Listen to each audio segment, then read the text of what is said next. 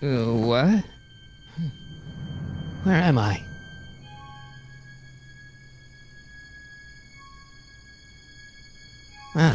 Citizen Plus? Citizen Plus!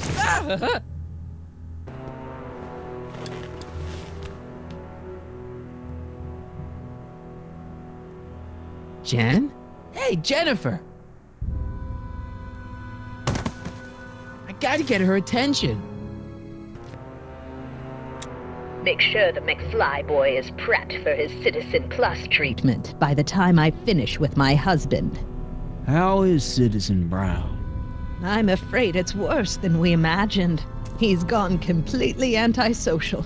Darn. We're using every tool at our disposal to snap him out of it. But I fear that nothing short of a complete personality rebuild will bring our leader back to us. And it's all McFly's fault? Unbelievable, isn't it? One teenage hooligan has brought Hill Valley to the brink of ruin. Ah, well, let me know when he's ready. I'll be tending to Citizen Brown. I gotta get out of here and rescue Doc. Someone's locked up all my stuff. I'll never get that combination on my own. Martin? Dad, is that you? Who else would it be? Where are you? Back in the garage. What are you doing in the Citizen Plus ward? Edna threw me in here. She can't do that to my son. How can I help? Could you let me talk to Jennifer? Jennifer Parker? Yeah, she's in the room next door. Let's see, that'd be waiting room beta. Got it. You're all patched in, son. Jennifer. Martin, is that you? Where are you? I'm over here, in the camera. Oh, Martin, aren't you in enough trouble already? Trouble? Jen, what are you talking about? You know, with all the drinking and the PDAs. Jennifer, what's wrong with you? You sound strange. I used to be strange, Martin, but thanks to my first Citizen Plus treatment, I'm well on my way to becoming an average, well-adjusted teenager. Citizen Plus? Oh no, Jen, not you too. Why is your door open? Now that I'm finished with my Citizen Plus treatment, I'm free to go whenever I want. I'm just waiting for the nice guard to escort me out. Hey, on your way out, do you think you could help me break out of here? Oh, I couldn't do that, Martin. It's against the rules. Okay, forget breaking out. Could you at least come visit me? It's kind of lonely in here. I don't think it's a good idea for us to see each other until you've undergone your first Citizen Plus treatment. Why not? Because your gosh-danged hormones are out of control, Martin. Jen, snap out of it. This isn't the real you. I mean, it's kind of like the real you, but not like the real you in this timeline. Wow, that's... I know, it sounds crazy. I'd never call you crazy, Martin. You're just sick. I should know, I used to be sick too. But now I never want to spray paint a Buick or listen to rock music ever again. Hey, do you know what time it is? No. Didn't they give you some kind of digital watch when you were done with all that brainwashing? The Citizen Plus watch? I won't get one of those for another 5 or 6 treatments. Rats. How'd you wind up in the Citizen Plus program anyway? My dad signed me up, and it's a good thing too. I was completely out of control. I kind of liked it. Jen, this whole Citizen Plus thing is a scam. Edna's using it to take control of everyone in Hill Valley, including her husband. You know, Citizen Edna told me you were having paranoid delusions, but I had no idea. So, what was your Citizen Plus treatment like anyway? Well, that's weird. I don't really remember. Must be a side effect of the treatments. Could you hang around for a few minutes? It's nice to have someone to talk to. I'll be here until the guard comes for me. Then I'll really have to tell him about how you're hijacking the cameras. Oh, come on, don't be a narc. I'm not a narc. I'm a good citizen. Dad, How can I help, son? not that I'm not happy that you're here, but why are you here? I'm looking for your mother. Mom? After you left, she and I had a big old fight, and, well, she went and signed herself up for a full battery of Citizen Plus treatments. Didn't you tell her about Biff? I tried. You know your mother. Once she puts her mind to something, she's a regular force of nature. I figure that if I can just find her, maybe I can talk her out of this foolishness. Dad, those Citizen Plus watches are gonna turn everyone in Hill Valley into robots, starting with Citizen Brown. I always suspected digital watches were evil. It's not the watches, Dad, it's Edna. She's completely lost it. Citizen Edna's crazy? Oh, that's not good. Although it would explain a lot. Stay close, Dad. I'm as close as I can get, Martin. Doc? Hello? What? Why is all my stuff locked in a cage? In order to ensure that Citizen Plus patients don't injure themselves, their belongings are placed in a locked box until the completion of their Citizen Plus treatment. Injure themselves? It's a very intensive process. Some people can't handle it. Can I take a look at my stuff for a second? Why? I want to make sure my guitar neck isn't getting bent. What? Come on, man. My parents spent a fortune on that thing. Fine. Back away from the door, sir.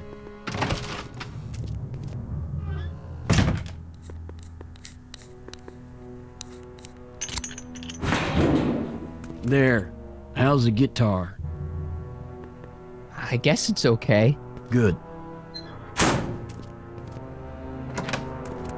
Dad, How can I help, son? I tried to peek over the guard's shoulder to get the combination, but he's too tall. Over his shoulder? Hold on. What? I may have it on tape.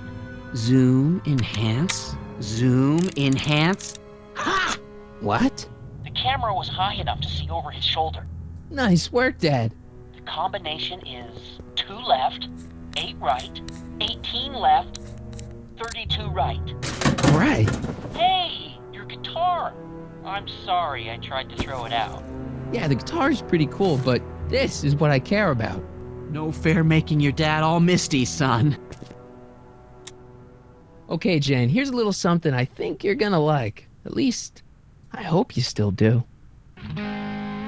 Martin? Jennifer. Oh, Martin. Martin?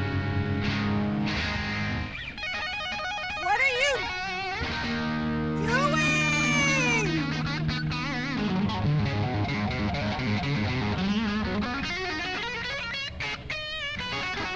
What's going on here?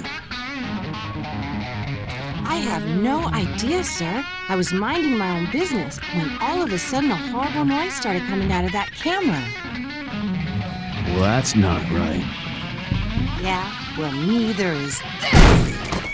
No one scrambles my brain. You hear me? No one. I'm Jennifer Parker, rock and roller.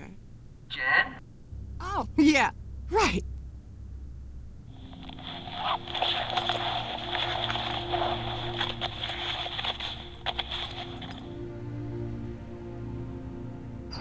Yeah, Jen. No time for small talk, McFly. We need to get you disguised so we can walk out of here. Calvin Klein underwear? Really? There. How do I look? Little short for a stormtrooper, but it'll have to do. Come on!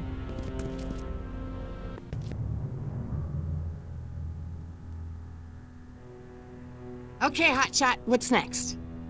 Now we rescue Citizen Brown, get the hell out of here, and get things back to the way they're supposed to be. Whatever, just as long as I get to break some stuff. I've got a lot of pent-up hostility right now, you know? Miss Parker, What the? Yeah. I'm here to escort you to the lobby. Your father's waiting for you. Can he wait? I was hoping that this attractive young man could take me on a tour of the facilities. I'm afraid I really must insist, miss.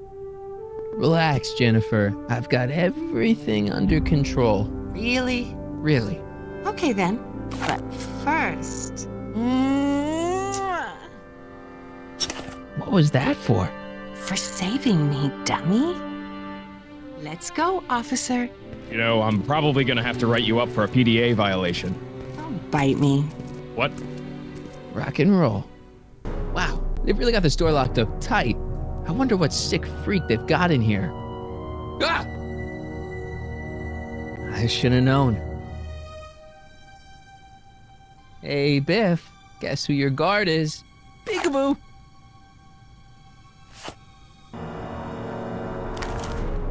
Come on, Biff, just swallow your pill.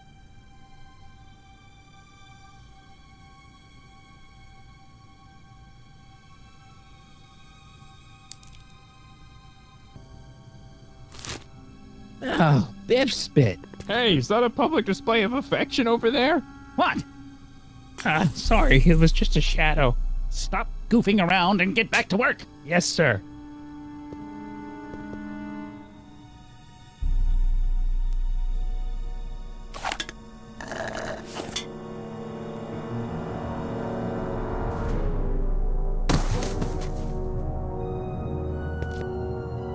Jeez, what have they been feeding Biff? Horse tranquilizers? You, God! Who, me? I mean, me? Yes, you. As you can see, that slacker of a technician is sleeping on the job again. Please be a dear and tend to the Citizen Plus control panel, will you? Sure. Okay, Doc, I'm in. Now, how do I get you out of here without turning you into a vegetable? Jeez, where's the off button on this thing? Hey, an equalizer. At least, I think it's an equalizer. Olfactory. I think I know what that means.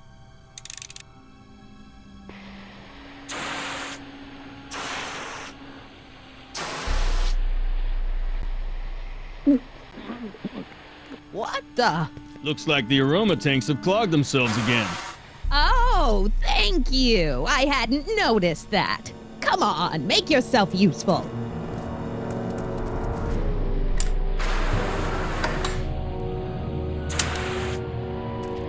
I'm sorry about the delay, dear.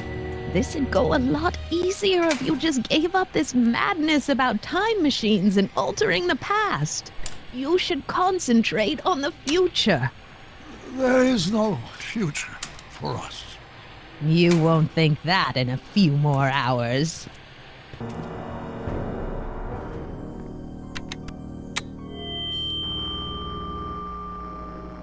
Hey, Doc, let's get ready to blow this joint. What was that? You! What are you doing? Get my friend out of here, you nutcase. Okay, that was a little less dramatic than I had expected. Whoa, whoa.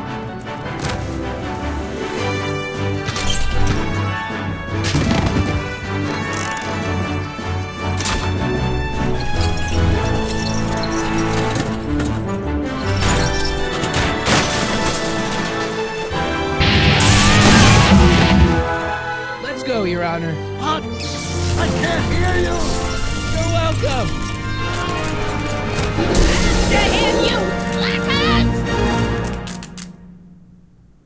Attention citizens. This is an Omega-1 priority alert. Potentially disruptive nonconformists are loose in the courthouse. Please return to your homes until the situation has been resolved. Have a nice day.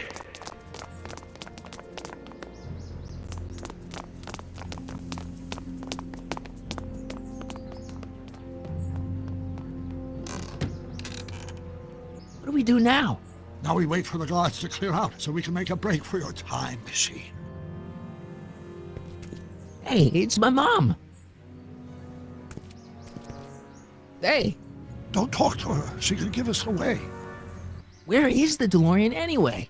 I had the wreck towed to my secret lab near Clayton Ravine. Clayton Ravine, as in Clara Clayton? Why is that significant? Well, Clara's kind of supposed to be your wife, so yeah. Fascinating. Shouldn't we go help? Once we go back and change history, none of this will ever happen. I guess.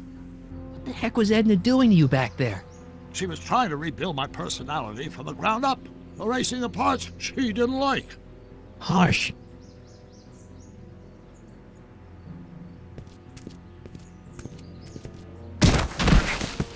All right, Dad. No offense, Your Honor, but why'd you marry Edna anyway? She's kind of crazy. Yes, now. But back when we were first dating, her madness was tempered by an ironclad sense of right and wrong. At least, that's how it seemed to me at the time.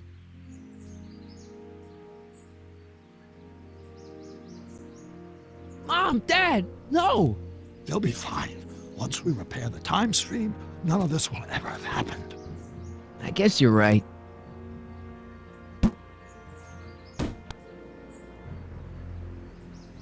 Looks like the coast is clear. Great! Let's go fix the DeLorean. I'm afraid I'll have to do that without you, Martin. What? Why? Well, from what little I understand of time travel, if you help me rebuild the time machine, your presence in the repair efforts could cause some sort of temporal paradox after we return to 1931. So what am I supposed to do? Just hang out here in Bizarro Hill Valley until you fix the time machine? Exactly. But don't worry, if things work out according to plan, you won't even notice I'm gone. You know, for a second there, you sounded almost as confusing as the real Doc. See? We're making progress already. See you soon, Martin. Good luck, Your Honor. Oh, and you might want to stay off the streets for a few seconds. Stay off the street. Citizen Brown? Emmett? What about? Emmett, without me to guide him, he's almost useless. Before I found him, he was a miserable failure who never finished anything. But with me to inspire him, look at what we've built! Yeah, you've inspired him all right. Inspired him to turn Hill Valley into a bunch of uptight dorks. I wouldn't expect a delinquent like you to understand. You think you've inspired Doc? I'll have you know that without you, Emmet Brown is destined to build a time-traveling DeLorean and a flying time train. Preposterous. Emmett couldn't even build a dog feeder without me to guide him. Yeah, well, he did that too. Not the only inspiration in Doc's life, you know. In my timeline, he married one of the sweetest women of the 19th century. Sweetness. Yeah. Emmett needs discipline to stay focused. He's so easily distracted. Okay, Your Honor. Starting to get a little concerned here.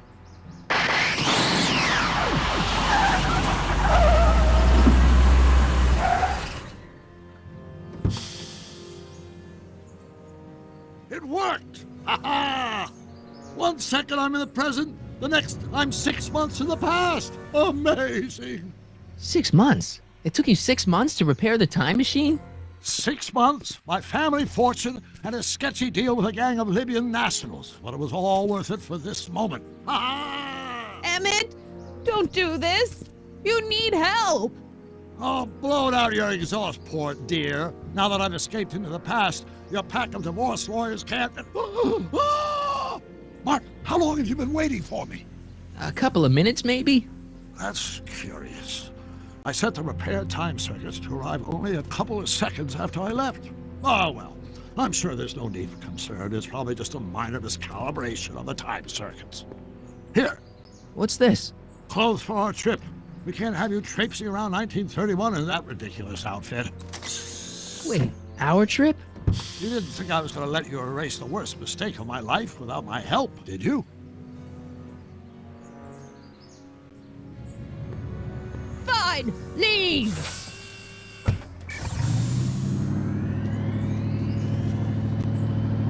I'll ruin you, Emmett!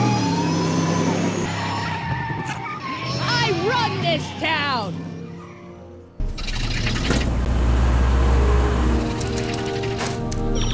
Time circuit set for August 26, 1931.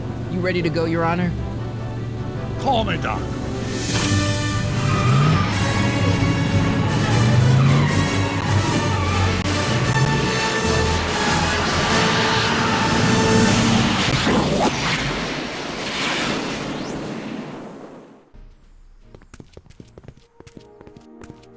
This is where I last saw him. You, teenage you. You were headed this way, arm in arm with Edna. Ugh. Luckily, my erstwhile wife was never the type to kiss on a first date. If we work fast and stay focused, we can see to it that our relationship never moves beyond the hand-holding stage. Well, will you look at that? The old town theater. Uh-huh. I haven't thought about this place in years.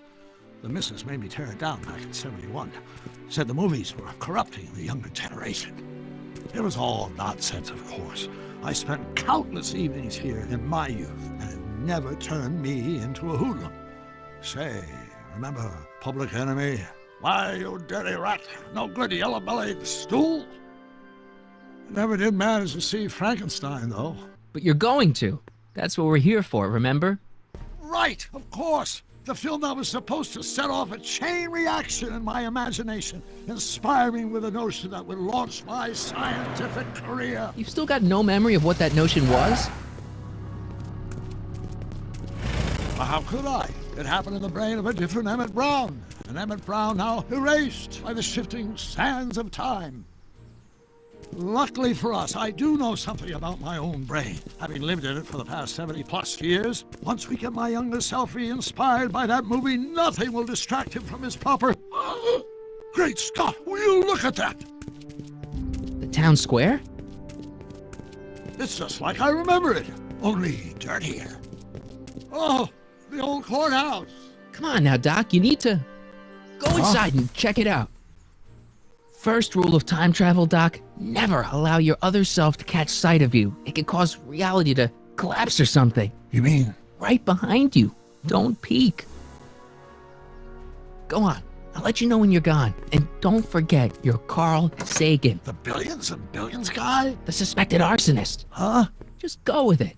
Oh, you know, here and there, you're a little hard to pin down yourself. I went looking for you last night, but... I believe I was off entertaining a beautiful lady. You know, I never really got a chance to thank you.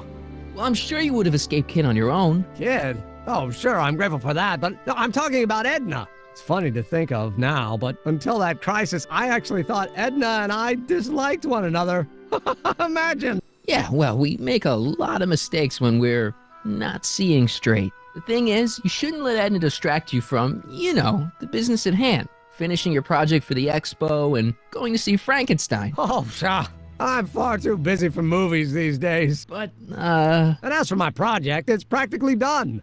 The rocket car? The rocket car? Boy, are you out of date. I've junked a rocket car. But... more trouble than it's worth. I'll never figure out a propulsion system that does what I want it to do. And besides, its social utility is practically non-existent. Social utility? Since when do you care about... The mental alignment meter is a much more worthy project. The what? It was Edna's idea, and she's really been cracking the whip to get me to complete it in time for the expo. Emmett, I'm a little confused here. What day is it? Why, it's opening day. The opening day of the expo. Which reminds me, I'd better skedaddle back to the lab. If Edna catches me dawdling, there'll be heck to pay. Catch you around, Corleone. October 12th? Doc?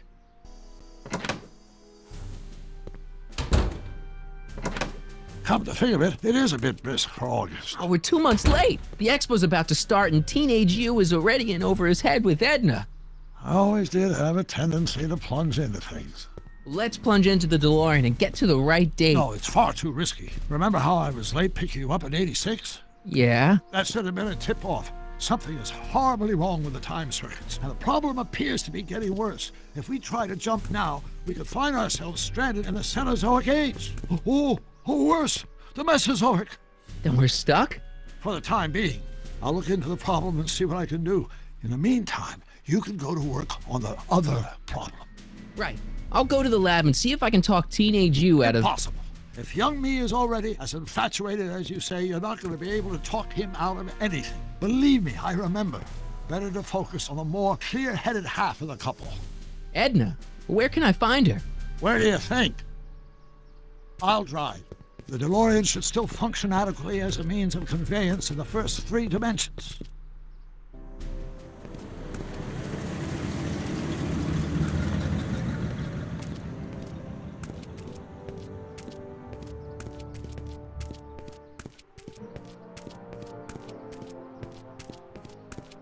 You were right. There she is.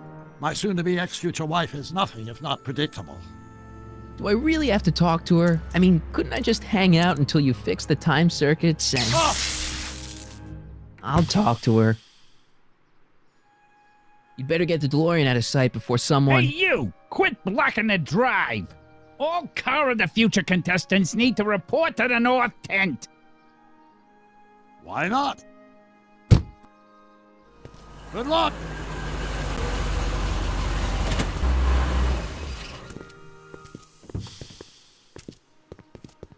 Spell it? Brown. It's not exactly an obscure name. I still don't see it on the list. I'm sorry. Oh, for the love... Let me try this one more time. This is the Hill Valley Science Expo, right? First annual. Indeed. The purpose of our fair is to showcase cutting-edge technology. That's right. And to burnish Hill Valley's reputation as a forward-thinking community. And yet, you want to exclude the maker of the most revolutionary breakthrough of all. It's not that I want to, but... oh, dear.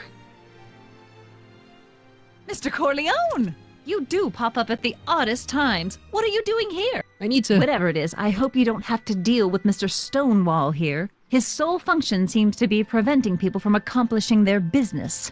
Honestly, with him keeping the books, it's a wonder the Tannen gang got as far as they did. Have you seen Emmett? Yeah, just now, in the town square. Oh, then you've heard all about his big breakthrough, the mental alignment meter. Isn't it exciting? And to think, he didn't even realize the import of his discovery until I pointed it out to him. I've never known anyone like him, so oblivious to his own potential. I kind of wanted to talk to you about Emmett and his potential. Funny, I didn't spot it myself at first. In fact, for the longest time, I thought I didn't even like him.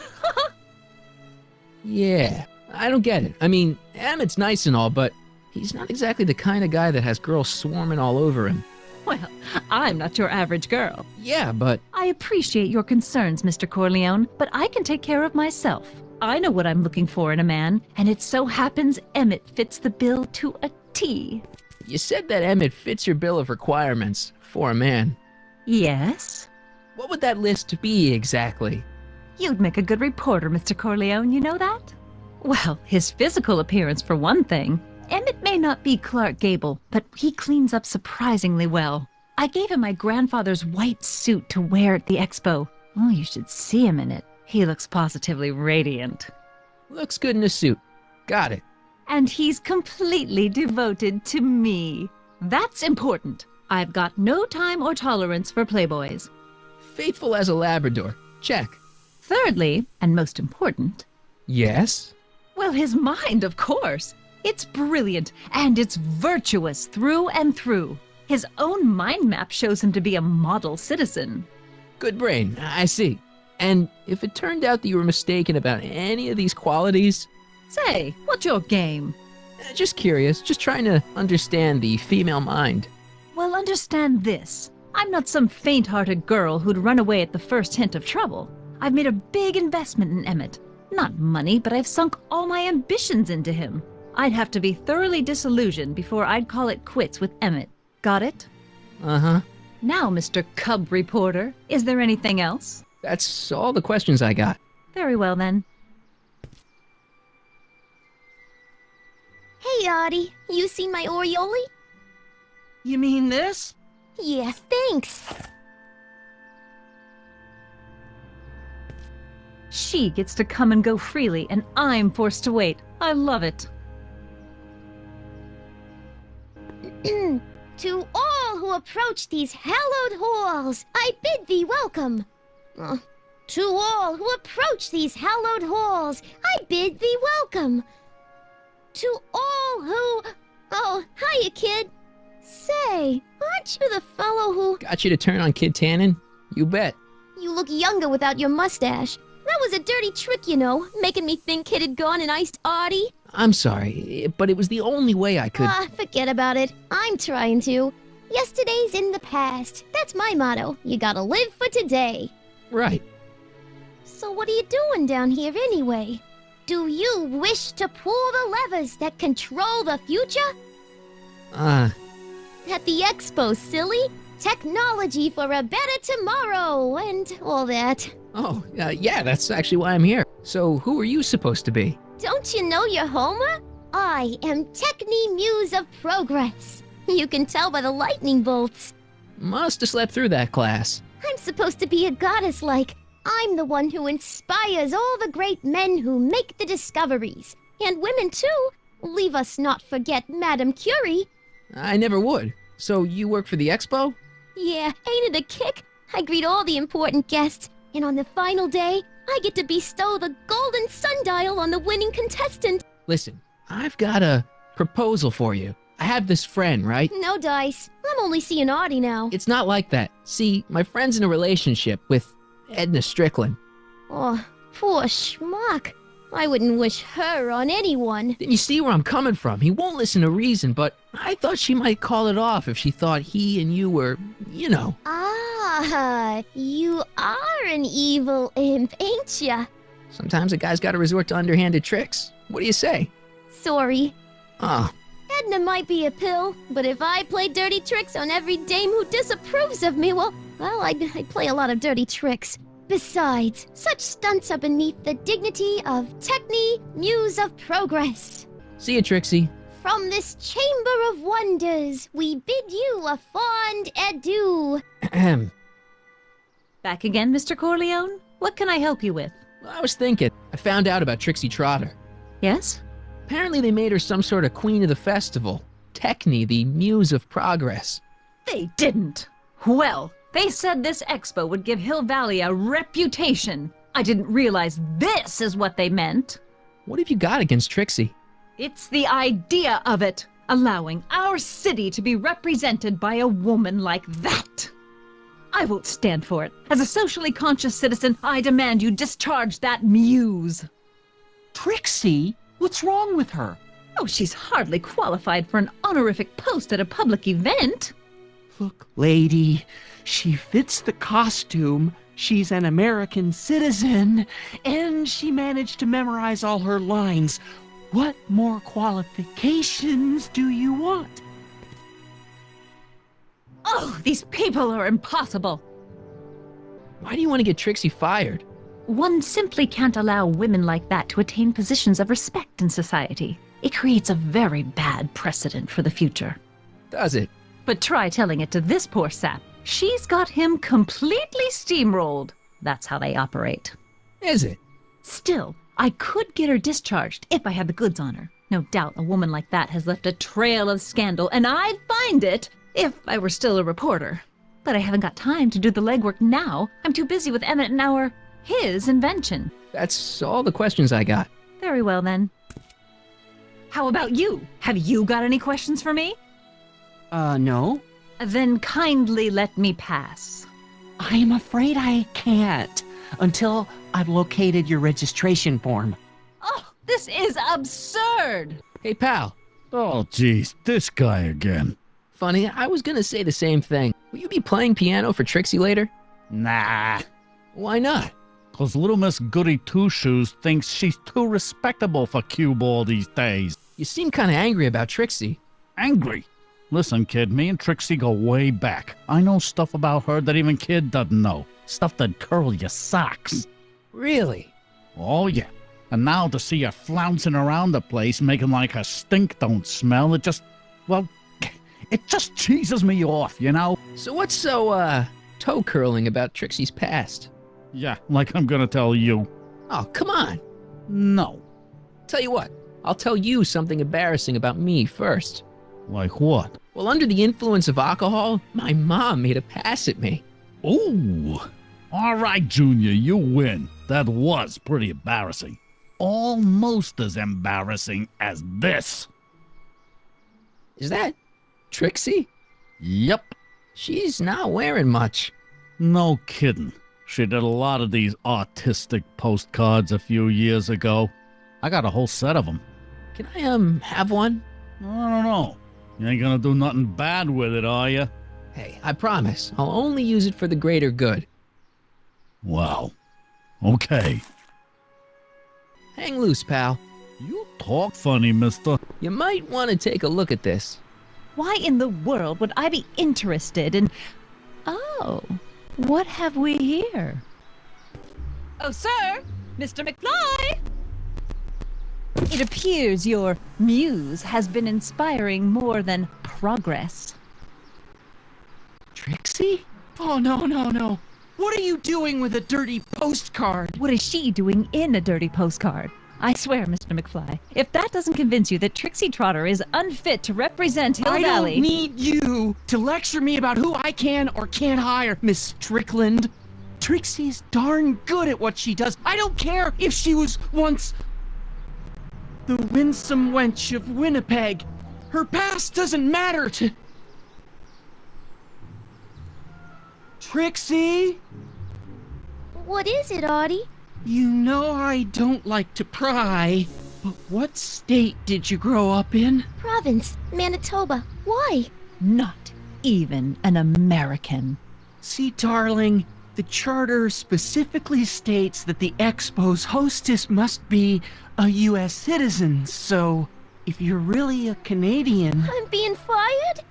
You're firing me? I don't want to. Here, take it back. Well, I'm glad somebody's listening to reason.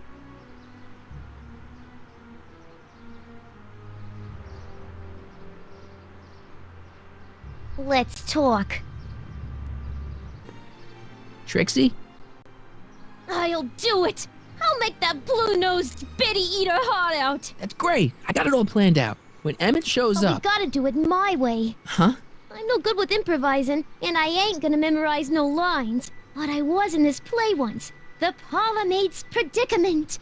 I figure I could lift a scene from that. Okay. Only, I need a few props. Why am I not surprised? Some furs, a big diamond. It doesn't have to be real, understand? That makes it easier.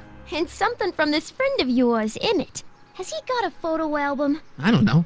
Probably. Better bring it to me. Furs, a diamond, and Emmett's photo album. And then? Sit back and watch the fur fly. Have you figured out what's wrong with the time circuits? Not sure. Possibly. It seems to me to be a simple wiring issue, but I'm double-checking to make sure. All the basic equipment appears to be functional. Any chance I could borrow the DeLorean? I want to drop in on young you at the lab. Well, I don't know. The time circuits... Listen, I promise I won't take it to 88. Even so, I'm worried about letting it out of my sight while it's still behaving unpredictably. Tell you what, I'll take it on a test drive 1 minute into the past. If it passes the test, I'll let you borrow it.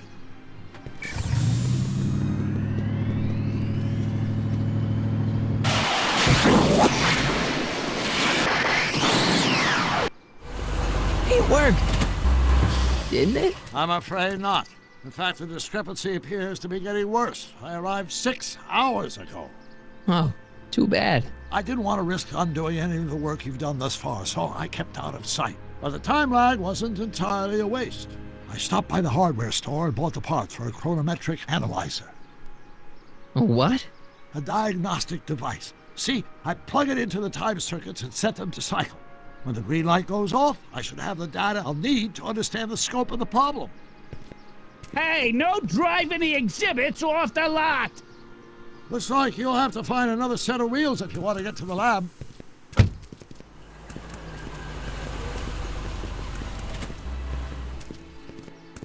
Press button to experience future Hill Valley, circa 1981. I don't think I've visited that timeline yet. My future wouldn't be built so shoddily. Hi, Miss Strickland. I was just... Break what you like, Mr. Corleone. It's no skin off my nose. Just keep away from Emmett's booth. Speaking of whom, I better go see what's keeping him. I'll go check on him for you. I was just heading there anyway. No, you weren't. The last thing he needs is another distraction at the 11th hour. But... Tut, tut. Not another word. I've got the rest of the day all mapped out. Miss Strickland! I'm sorry, I don't recognize you. Heavens, you shaved off your hair, but... Carl Sagan? I'd like a word with you, if I may. I'm not sure it would be seemly for me to be seen in the company of an alleged arsonist. I think it may be in your best interest. You see, I know what you're up to. Let's go somewhere where we can talk privately. Go. I'll keep her occupied till you get back. Hang on, Emmett. Hope you're ready for a big breakup.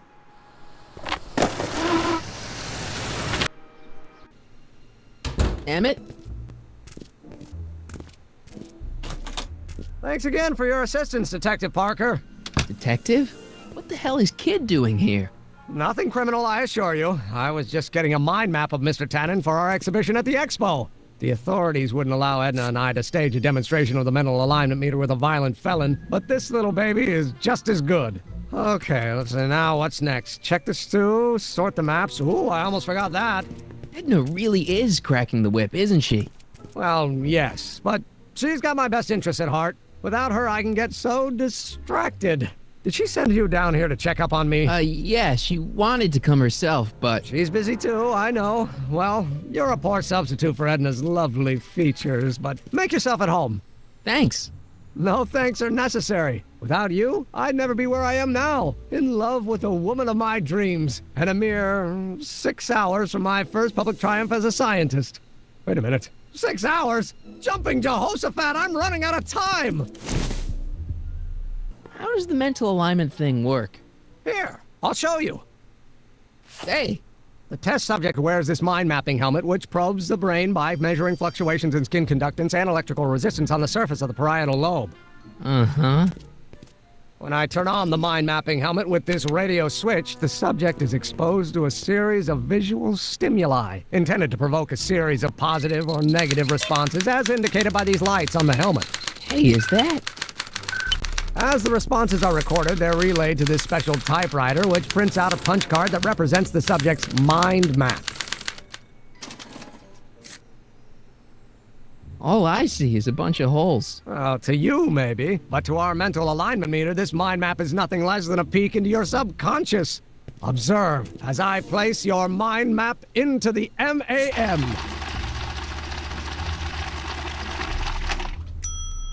Layabout. Is that machine calling me a slacker? No, your own physiological responses did.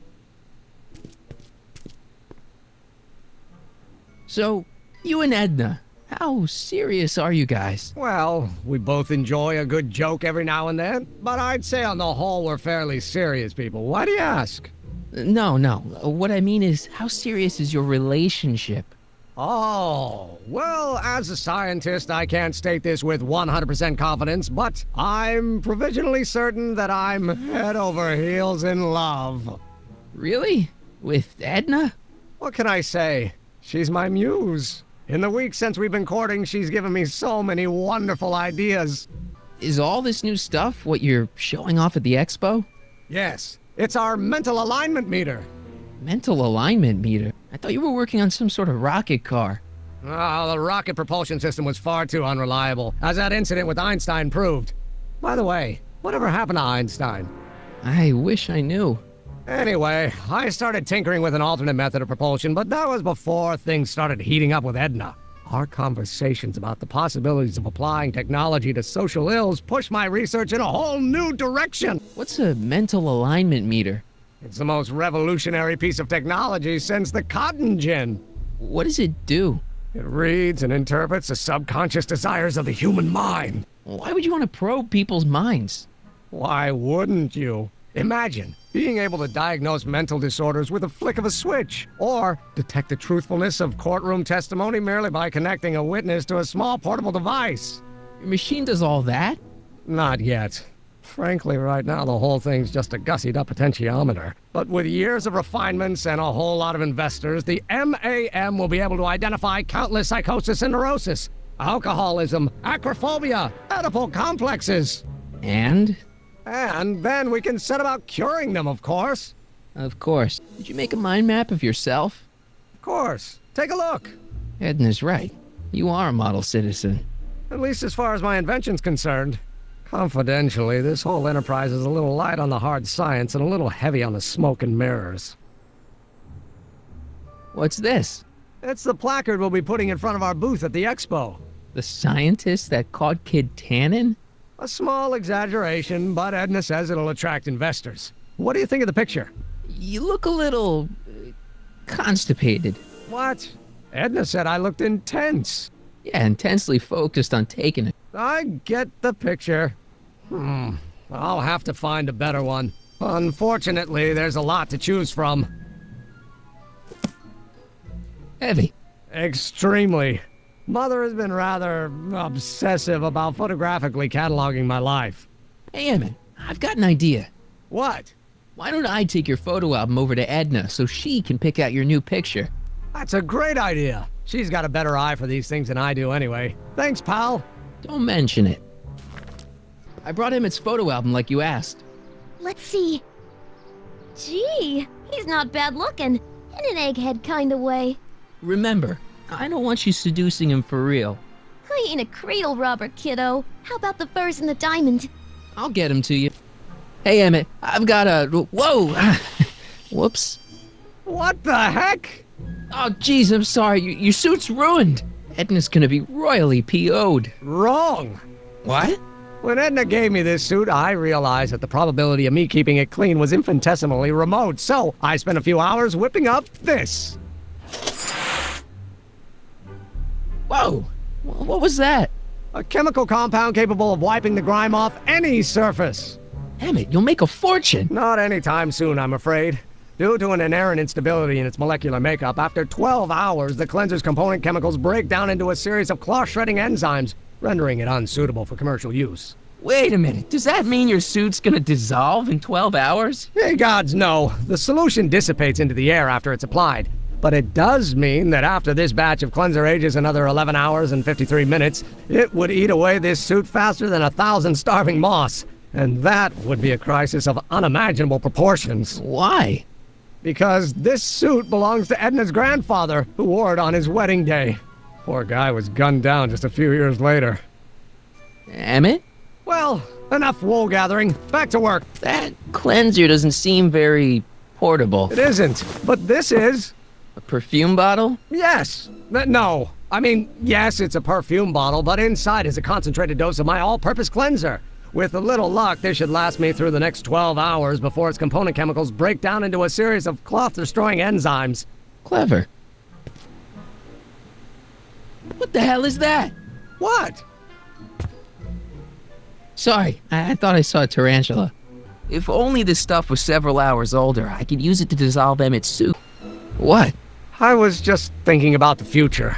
All that talk about Edna's grandfather made me realize something. Please let it be something about lightning. Life can be short, sometimes brutally so. So why not seize the day and grab your happiness while you can?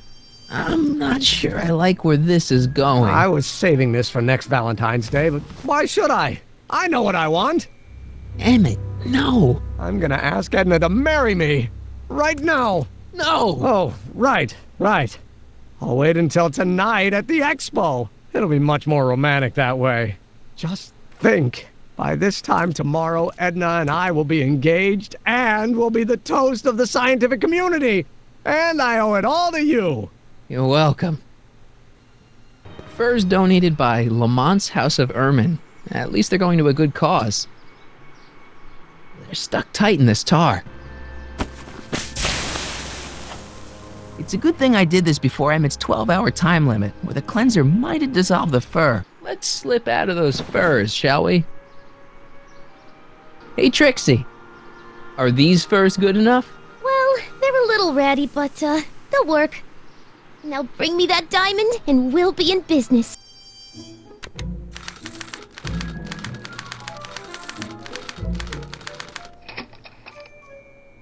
Another cake? Normally I wouldn't, but my stew's not ready yet. Oh. Oh.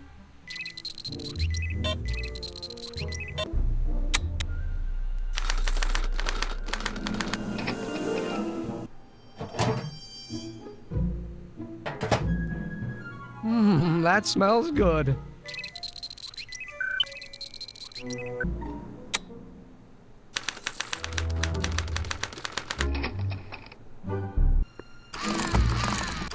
No!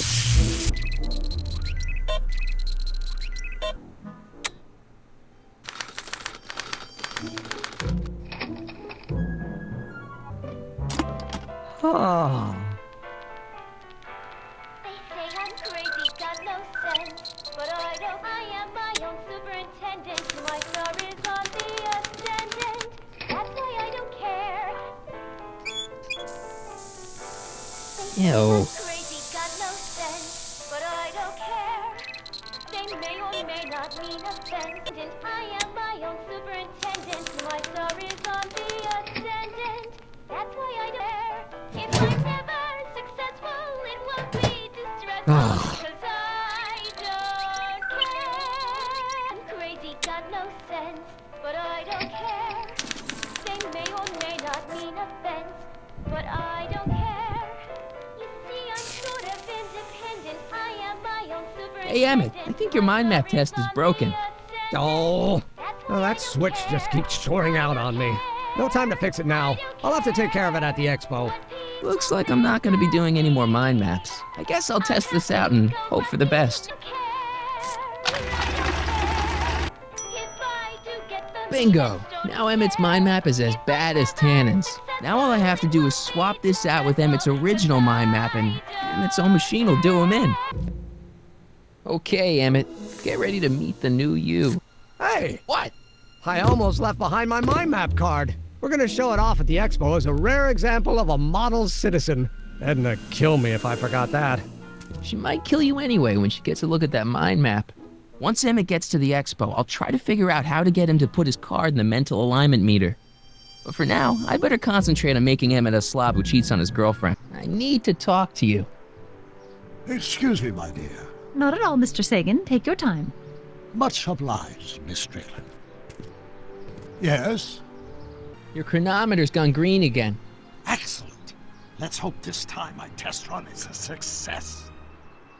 I'm sorry to desert you again. Yes, well, you've left me with plenty to think about.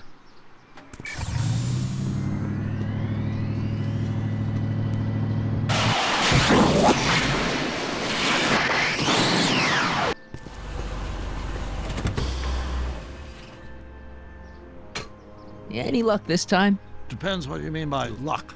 My arrival time was off again. By how much? 8 hours this time. Gave me the chance to take in 3 showings of Frankenstein. Good movie. A bit implausible from a scientific perspective, but I can see how my younger self would have been mesmerized. What about the DeLorean? Oh, yes. I did get one critical piece of information. The chromium elements in my circuits became unstable during the temporal shift. I should replace them with titanium. Great! Now, unfortunately, titanium won't become commercially available till the Kroll process is perfected in 9 years. 9 years? But there may be another solution. I'm going to fire up the chronometric analyzer again. Then, while I'm stalling in there, you can... Uh-oh. Where did it go? The lab! You better get down there before she makes the situation impossible. I'll tend to the DeLorean.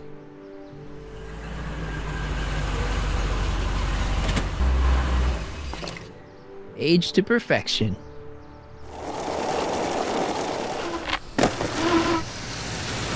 Hey, Emmett, I'm back.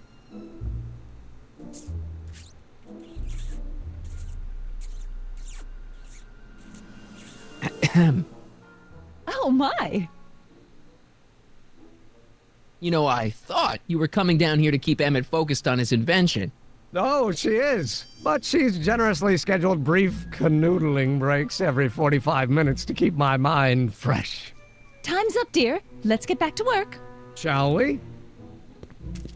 Now, Mr. Corleone, what can I do for you? Can I talk to Emmett? It's kind of important. It'll have to wait until later. Emmett's got a lot to do before the expo opens. Isn't that right, darling? You know it, Schnookums. Schnookums? You can talk to him later. Mr. Sagan says he needs to talk to you back at the high school. He does? Whatever for? He says he's got a lead on the speakeasy arsonist. He does he? Well, I'm not sure anyone cares about that old story anymore. But I suppose I could spare a few minutes in the service of solving a crime. Will you be all right without me, sweetheart? It'll be tough, but I think I'll muddle through. Try to keep him focused. He's so easily distracted. Don't I wish? There it is. I've been looking all over for my portable anti-stick, anti-stain formula. Where'd you find it? Out by the trash. That's strange. I haven't been out there for hours. Oh well. Are you gonna... Not until it's really dirty. This cleanser doesn't grow on trees, you know. Well, some of the ingredients grow on trees, but the rest are synthesized polycarbonate really detergent dirty? blends. I can do that. I'll wait until you're at the expo to show Edna what a suit-destroying slob you can be. Now all I have to do is set up Edna to think that Emmett's fooling around on her, and everything will be ready to go.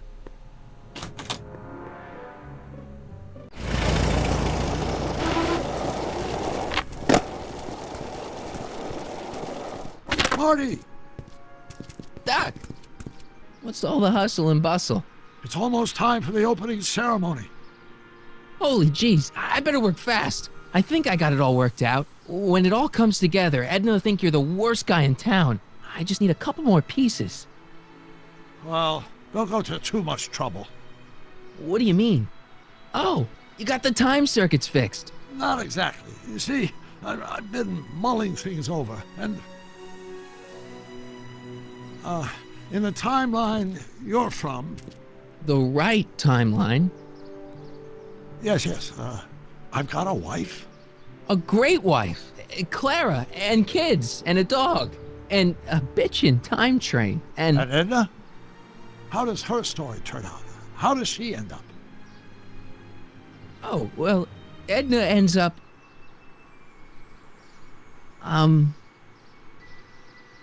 To be honest, she ends up kinda sad. Sad? She lives with some cats in a dinky little apartment, and she spends most of her time yelling out her window at people, and collecting newspapers, and living in the past. I see.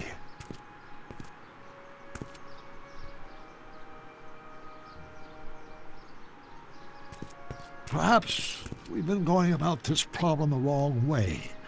Do we really have to completely obliterate my timeline so we can restore yours? Doc? Maybe we could have the best of both worlds. I could be with Edna, but it could be a little bit, more healthy. Can you hear yourself? Do you know what you're saying? Let me remind you. It was her influence that led you to take over Hill Valley and turn it into this nightmare state. Come now. It wasn't as bad as all that. The crime rate was low, and the uniforms were nice. I don't believe this. All I'm saying is, let's stop and take a breath. This elaborate plan to derail my younger self's love life, is the short-term misery worth the long-term gain? Maybe we can find a third way. One where everybody wins. What do you think? No. I'm sorry, Doc. I can't go along with what you're saying. You don't belong with Edna. So you're determined to break us up, in spite of my stated wishes? Basically, yeah. Then there's nothing left to say. Where are you going? Why should it matter to you? Aren't you planning on overriding me?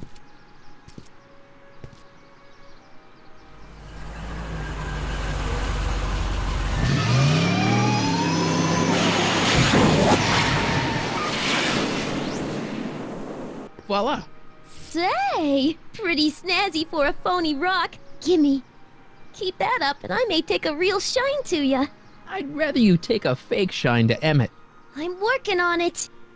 So, you got everything you need for your big scene? Everything except for your friend. Emmet Brown, redheaded guy about yay high. He'll be the one with Edna Strickland. Not for long he won't. Great.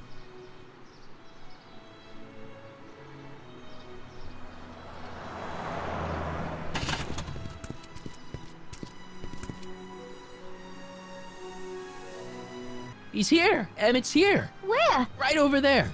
Perfect. You go distract him, and I'll get ready for my grand entrance. Hey, Emmett, what's keeping you? No, hello, Michael. I guess I've got a mild case of stage fright. I'm about to play my big scene, No telling how Edna's gonna react. Wish me luck. Oh, for Pete's sake.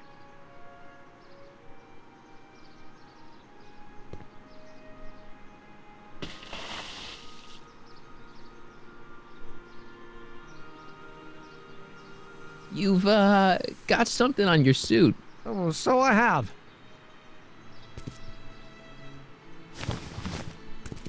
Anti-stain formula, work your magic. Emmet! Just in the nick of time. Step back now. We're gonna need a little space here. Oh, aren't you a vision? Like something that descended from the heavens. Yes, I'm feeling a bit elevated at the moment. There's something I've just gotta ask you. Wait, your tie's a bit crooked. I've been holding it inside for weeks now, and I've simply gotta get it off my chest. Oh. Uh-oh. My my grandfather's suit! My formula! Don't look! Turn your head! I'll be right back and we can try this all over again! It's Lathrop Brown! Huh? Trixie Trotter, how do you know this woman? I don't! I mean, I listened to some of her records and I may have taken a picture or two of her, but I... Go on! Deny to the world that you know me. Perhaps it is true, but I know you all too well. What is going on here? You rich boys are all alike. You think material possessions can compensate for a broken heart.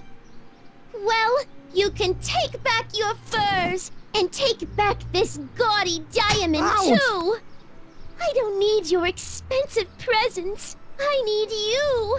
And more importantly, little Emmett Jr. needs you. Well, Edna, Don't Edna me. Apparently you are not the man I took you for. But I am, see?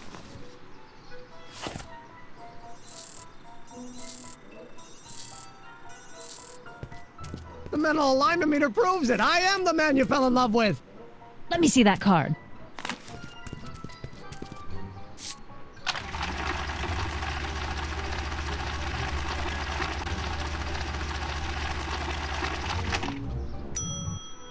I should have known. A degenerate criminal. What? Get out of my sight! I never want to see you again! That was rough, Emmett. I'm sorry you had to go through it, but things are gonna be okay. You and me can... Emmett? That went off great, huh? Yeah, maybe too great.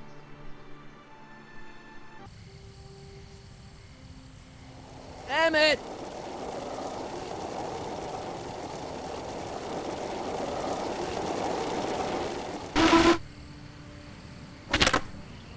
Emmett! Go away. Come on! Where are you? I'm sorry you had to go through that scene at the expo. Things didn't work out the way you expected, but everything's gonna turn out okay. See, I know how this story turns out, and... The story is over. Okay, Emmett, hold still. I know your emotions are running a little wild, but don't do anything crazy. Emotions? What emotions? My emotions are dead.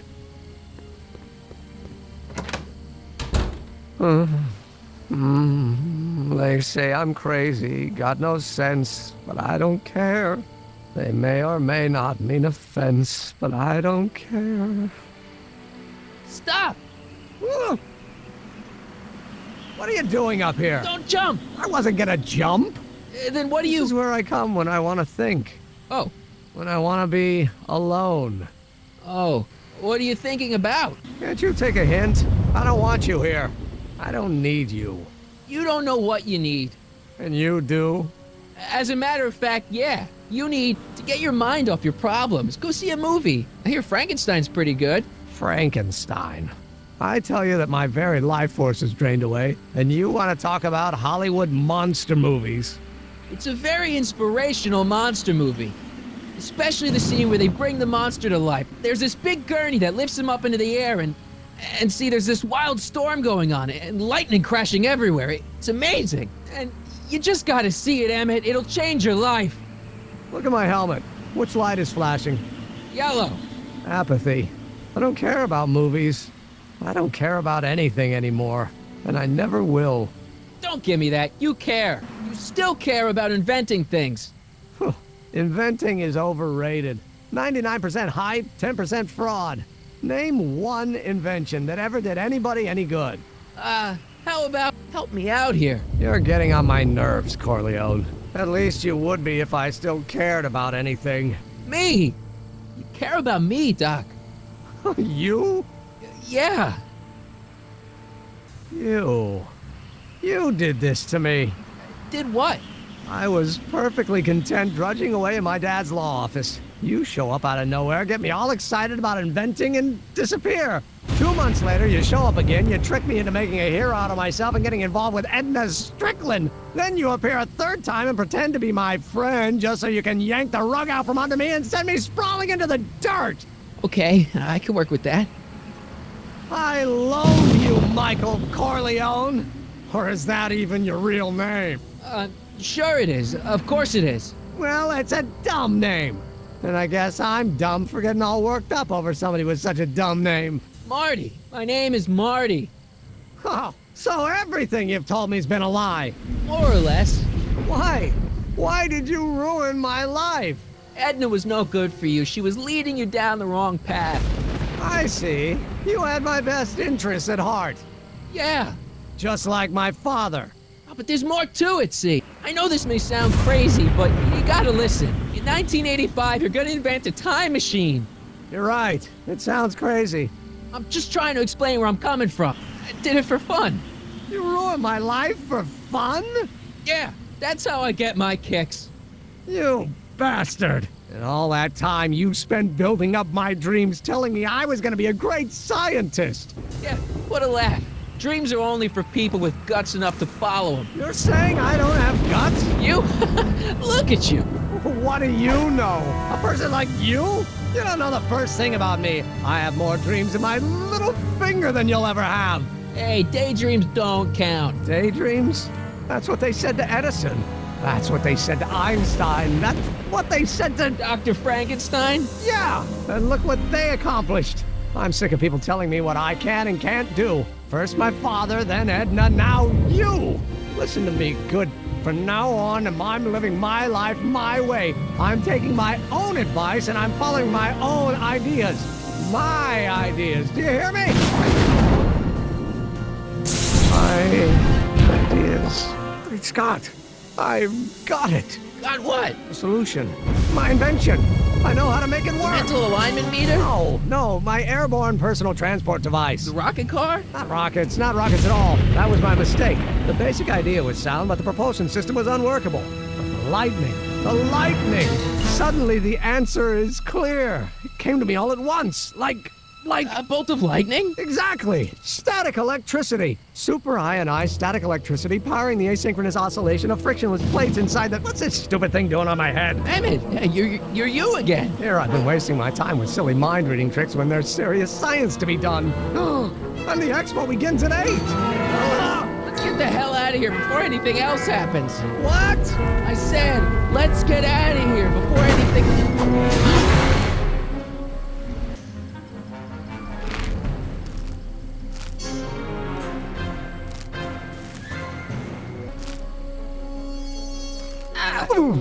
Gotcha! Let's get out of here! Your pants! They're stuck! Do something before we're crushed! What are you doing? Trust me! Hold on! What did you say your name was again? Marty! Marty? Thanks! Don't mention it. Tungsten! The catalyst will need to be made out of tungsten, given the temperature within the converter will no doubt be intense. We'll have to harvest the filaments from all the light bulbs in my house. Your invention? You think you can finish it before the end of the expo? Think? I've got to. My future depends on it. Then let's go. Of course, the oscillating plates will need to be calibrated precisely. Even the slightest misalignment could cause the magnetic field to fluctuate in intensity, leading to sudden shifts in polarity. The results could conceivably be catastrophic. Who cares? My thought exactly. Science should be messy and unpredictable, or else where's the fun of it?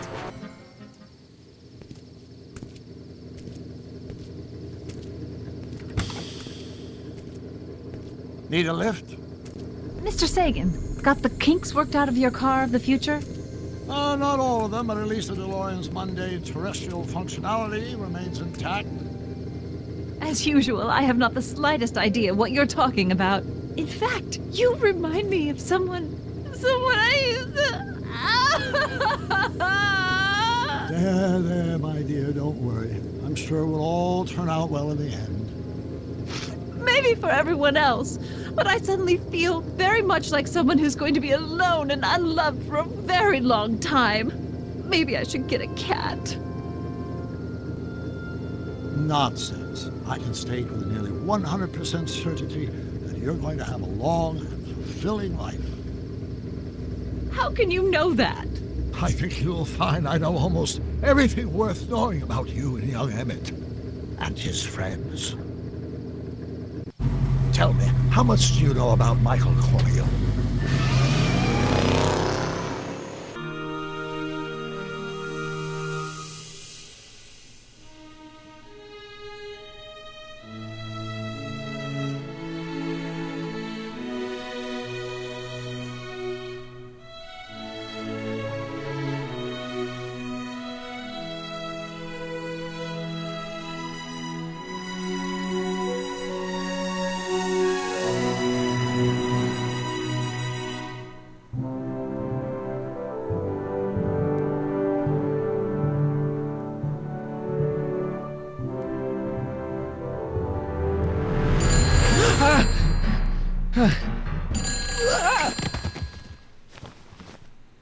Hello?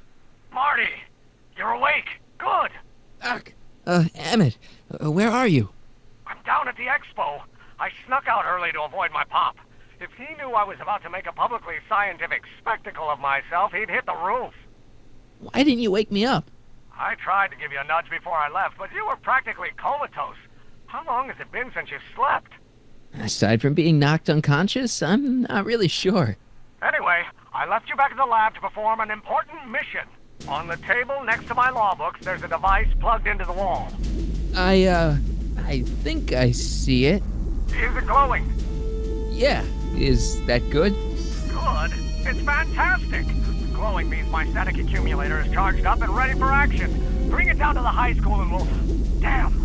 What? It's Edna! But... Okay, Emmett. One static accumulator coming up.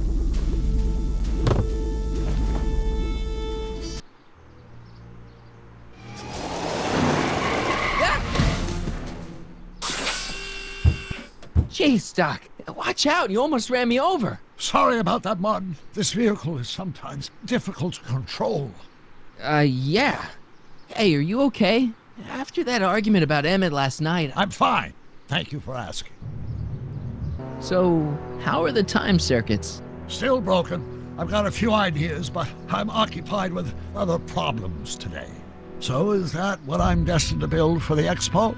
Yeah, it's a static accumulator. Emmett spent all night building it. Turned out he didn't really need to see Frankenstein after all. He just needed a little push.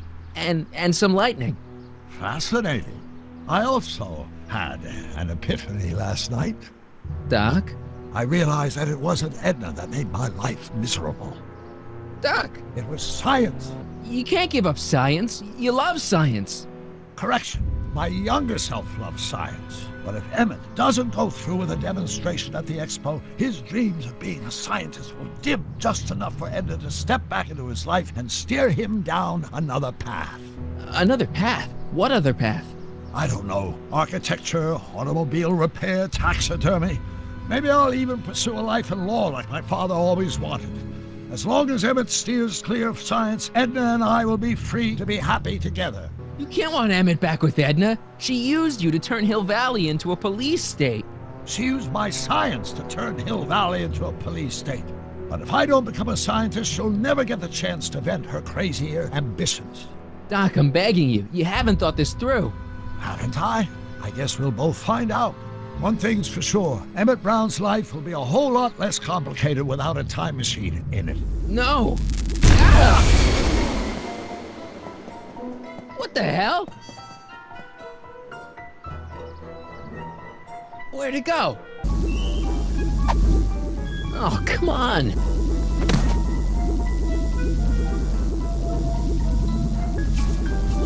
Gotcha. Whoa!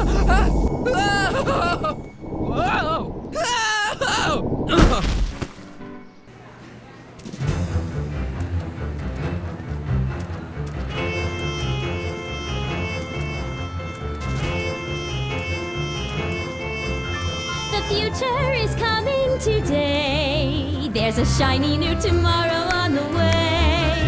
A day of invention is at hand. It's a mystic, futuristic wonderland. Just around the bend, my friend, you'll see a dream or two. If you care to dream and dare to dream, your dreams can all come true. There's a world of wondrous wonder on display, because the future is coming today. Not bad, eh? Not bad at all, but I thought you fired her. I found a loophole. What kind of loophole? Just a loophole. You're not the only one who's allowed to have secrets, you know. All right.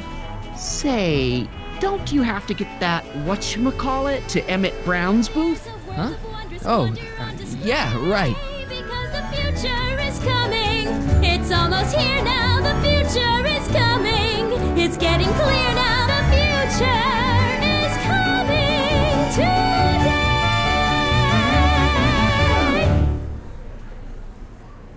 And here he comes, right on cue. No doubt he'll try to talk you out of it, Detective, but you mustn't let your resolution waver. Hello, Corleone. What's going on here? Well, Miss Strickland here seems to think, You should step aside and let the officer do his duty. Now.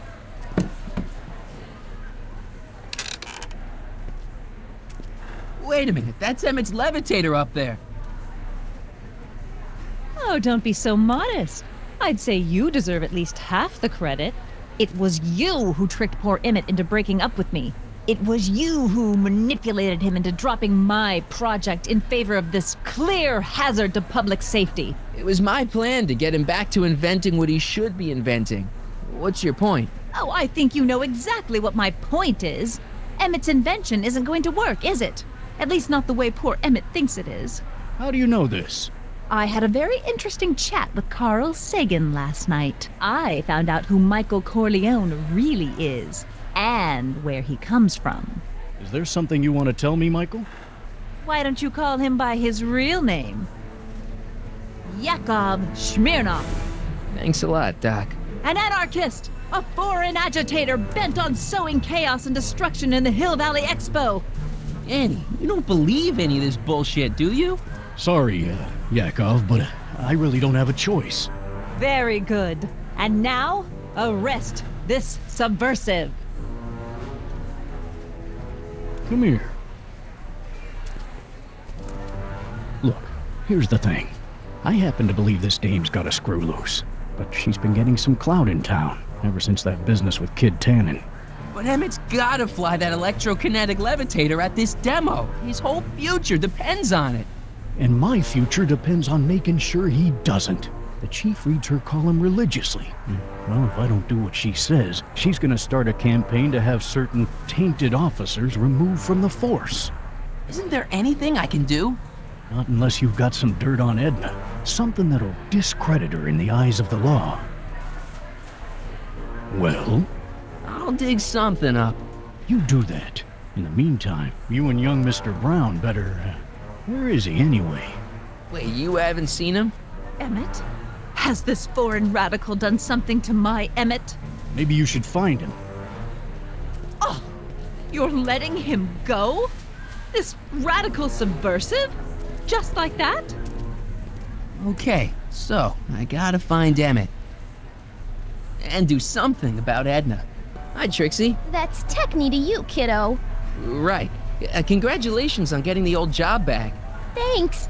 Justice triumphs in the end, you know? Now what can I do you for? So, which exhibits do you recommend? The most popular attractions are the Glass House, the Future Furnishings, and of course, Enlightenment Under the Sea. You know who that is under the diving helmet? That's Jacques Cousteau himself. Of course, you need to get tickets if you want to see the main attraction. How much are tickets? Aw, put your money away. Here, you're kind of like family now, you know? Thanks. You seen Emmett around? I'm kind of worried that he's not at his booth. Let me think. Yeah. He wandered down that way a little while ago. He was talking real intense with another guy. Older guy? Looked a lot like Emmett in the face? Yeah. Uncle or something? Or something. Look, Emmett's demonstration has hit a snag or two. Can you delay his act for a while? Let someone else go before him? Sorry, I don't set the roster, and they won't let me change it. I can drag my feet a little, but if your friend's not ready to go on pretty soon, we might have to skip his act. I mean, demonstration. But you can't. Hey, it's just a science demo. It ain't a matter of life and death. Thanks. Happy to help. A potted plant? What's this got to do with law enforcement? A potted plant? What's this got to do with law enforcement? It's a bug. No, a plant. But it's got a wire recorder hidden inside, see? If we could have got one of these into Tannen's speakeasy, and if he's the kind of guy who talks to plants, we could have busted him a lot earlier. Hey, Emmett, come out of there. Don't listen to him.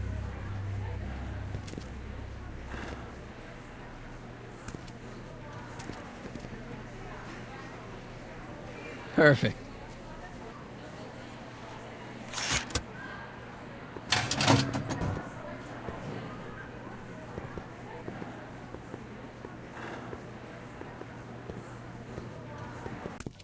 Welcome Atlas House of Glass, the future of domestic life. Okay, Emmett, let's get you out of here. Emmett! Emmett, don't listen to him. He's crazy.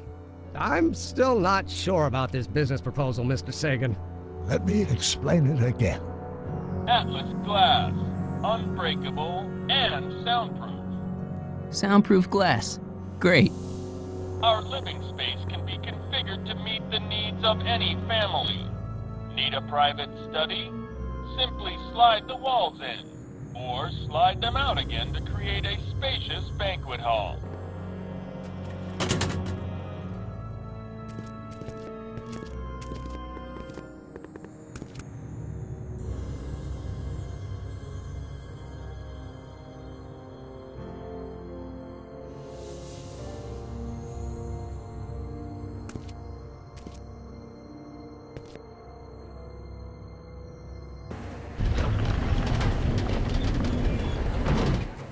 Emmett? Where'd you take him now, Doc? Greetings again, mortals! This is Tiffany, Muse of Progress. Hoping you're all having a swell time taking in all the exhibits. Don't forget, you can purchase tickets to our main attractions right here at the information booth.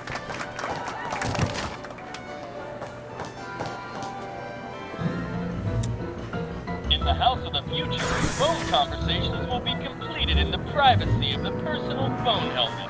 Please recite the phone number you wish to dial, or say hang up to terminate your phone helmet experience. Klondike 4253. Hill Valley Expo, Techni speaking. Who's this? This is Carl Sagan. Ooh, the mysterious Mr. Sagan. What do you want? Can you put Edna Strickland on the phone for me? Sure thing, Mr. Sagan. Hey, Strickland! Somebody actually wants to talk to ya. Mr. Sagan, I didn't expect to hear from you again till after the expo. You didn't? Yes, wasn't that part of our plan? Yes, our plan. About that plan. I'm a little unclear on the details of our plan. Unclear? But it's your plan. I mean, I'm worried that you're a little unclear on the details. What details? All I'm supposed to do is use my poll with Detective Parker to get Emmett's demonstration canceled while you keep Emmett distracted. You are keeping him distracted, aren't you? Oh yes, he's a very distractible young man. Oh, that's what I keep telling everyone. There's been a change of plan. What? Yes, I've changed my mind. I think we should let Emmett go through with his demonstration. But you told me it could be dangerous and that Yakov Smirnov was a foreign agitator, that the only way I could get Emmett back would be to scoop him up after his dreams were shattered and so on and so forth. I said a lot of things, but I was a little crazy at the time. The important thing is, now I think you should let Emmett go ahead with his little demonstration. Oh, I get it. What? It's Comrade Smirnov, isn't it? He's gotten to you. No, I really want Emmett to go ahead with his demo. Don't worry, Carl. You can count on me. Edna, listen to me. You have to let Emmett go through with his demonstration. Smirnov's listening, isn't he? Oh, listen. Listen, Smirnov. I don't know what you're holding over Mr. Sagan, but there's no way I'm ever letting that contraption you've talked my Emmett into building get off the ground. I seem to have momentarily lost track of Emmett. Do you have any idea where I might find him? You lost him? You were supposed to keep him distracted. Oh, I have been. He's just wandered off. Well, go look for him. I've got my hands full with Parker. Regarding, you know what? You know what? The little matter we were whispering about yesterday. Oh, that! As a matter of fact, I'm glad you brought it up. I was thinking, wouldn't it be a good idea to pin it all on Yakov Smirnov? Pin what on him exactly? You know, it! Oh, I get it. You're still sore about going to jail. That was the dog's fault. If he hadn't come glumping up to me right after I started the fire, I could have gotten clean away, and I never would have had to divert suspicion to you. She's the speakeasy arsonist. Carl, is somebody with you? No, it's just you and me. So, I don't mean to pry, but why did you burn down all those speakeasies? Why? Because no one else was doing anything about them. Well, we should probably get back to the plan. Yes, we should. Goodbye, Mr. Sagan. Goodbye. Hang up. Conversation terminated.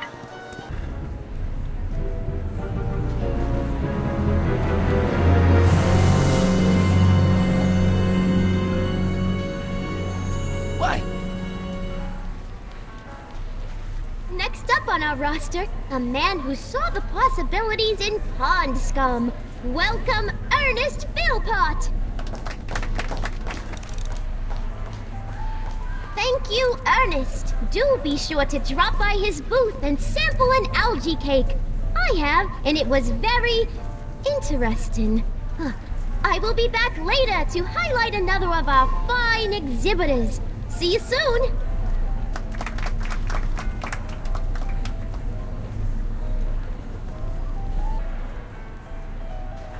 Okay, call me a snoop.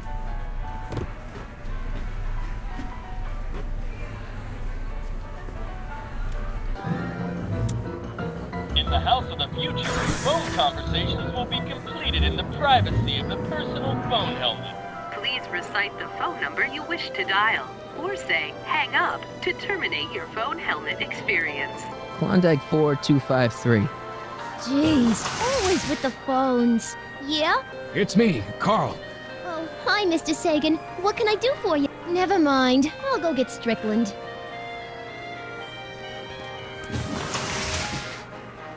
What is it now, Mr. Sagan? You know, I don't think I ever asked you why you burned down all those speakeasies. Why? Because no one else was doing anything about them. Every night they'd open up their doors serving illegal drinks and loose women, flaunting their depravity to the world, and the authorities did nothing. So I did what any right-thinking, rock-willed woman would do. I took action. Oh, and such a gorgeous action it was, too. The fires were so beautiful. The alcohol made them go up in such pretty blue flames. Where was I? You were explaining why you burned down the speakeasies. Yes. Did you find my answer to your liking? It was very revealing. Hang up. What? Jeez, Edna was always a loon. I hope that confession's good enough for Parker.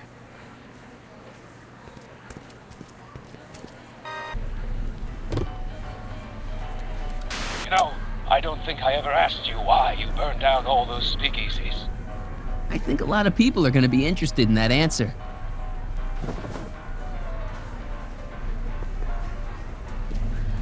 Hey, Danny. Do you mind, comrade? We're busy trying to protect the expo from the likes of you. This'll only take a minute. Our plant recorder.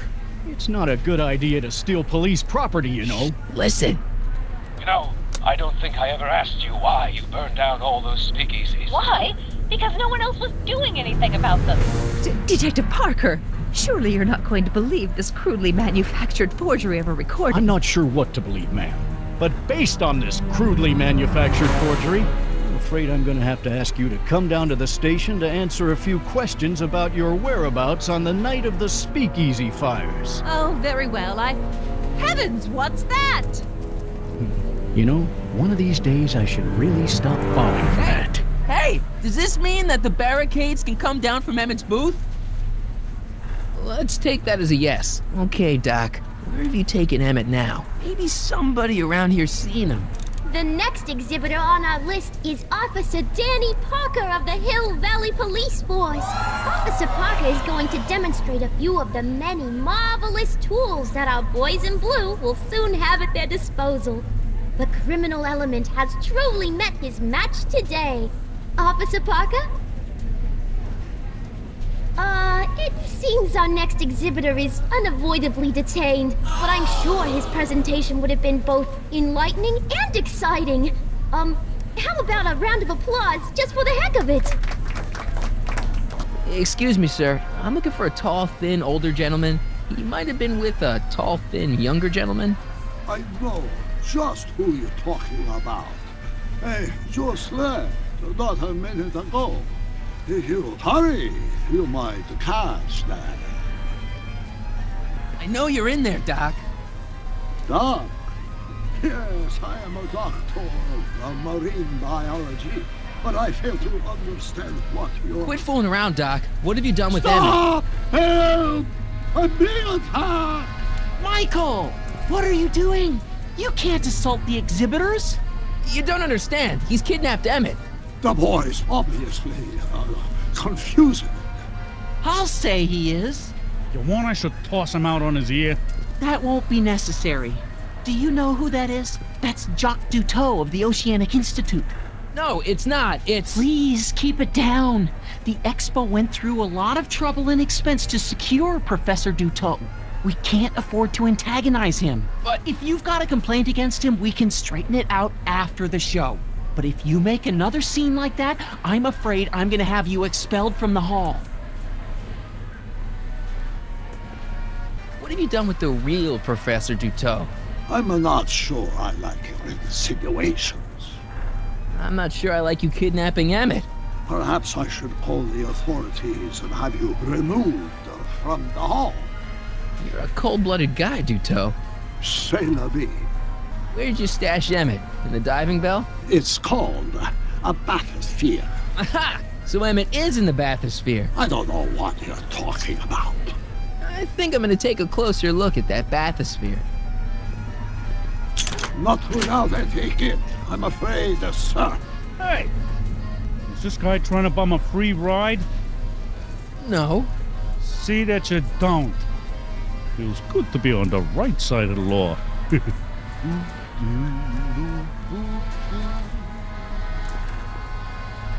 You're not gonna get away with this, you know. As they say in my country, que sera, sera.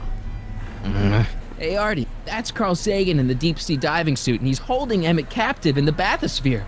You're making a pretty serious allegation, mister. I'll have to look into it. Right after the show. You've got to go unmask that deep-sea diver right now. It's a matter of federal importance. Invoking your authority as a G-man? Yeah, you don't want to go against Uncle Sam. You're right, I don't. But this is awkward, Harry. Edna Strickland's been going around telling people you're not who you say you are, that you're some kind of agitator. You'd believe her over me? I don't wanna, but I really don't know who to believe right now, and I don't want to risk creating a disturbance at the expo. Can't we just wait till after the show? This ticket should get me into any exhibit on the floor, right? Sure, that's a P ticket. Well, the guy at the aquarium is refusing to honor it. There must be some mistake. Come on, let's straighten this out. Professor Duteau, this young man claims you refused to take his ticket. Not at all. I'm only too happy to take his ticket. Please, climb the ladder, and I will raise the bathysphere.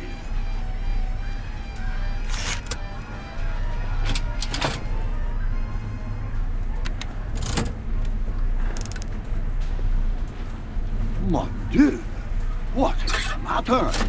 The gears, they must have become stuck. I am afraid I cannot raise the bathysphere at this moment. What a shame. Yes, it is. Well, I will work on the problem. Perhaps if you come back later.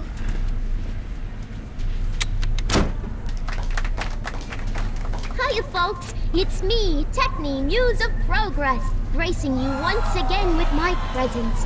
And speaking of presents, what better gift could Hill Valley offer the world than this magnificent science and technology exhibit? Hey, folks? If you haven't done so already, I urge each and every one of you to take a peek at Furnishings of the Future, right here in our main hall. Tickets are available from me, Techne, at our information desk.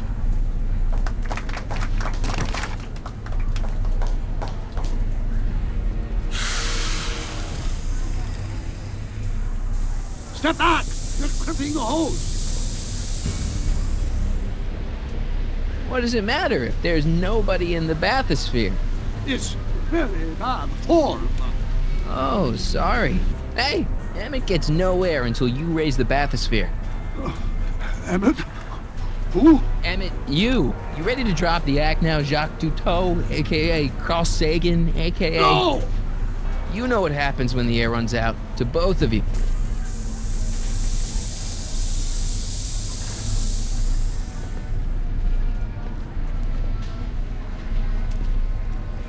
clothes. These, they have become unstuck. There, see? It was just a malfunction after all.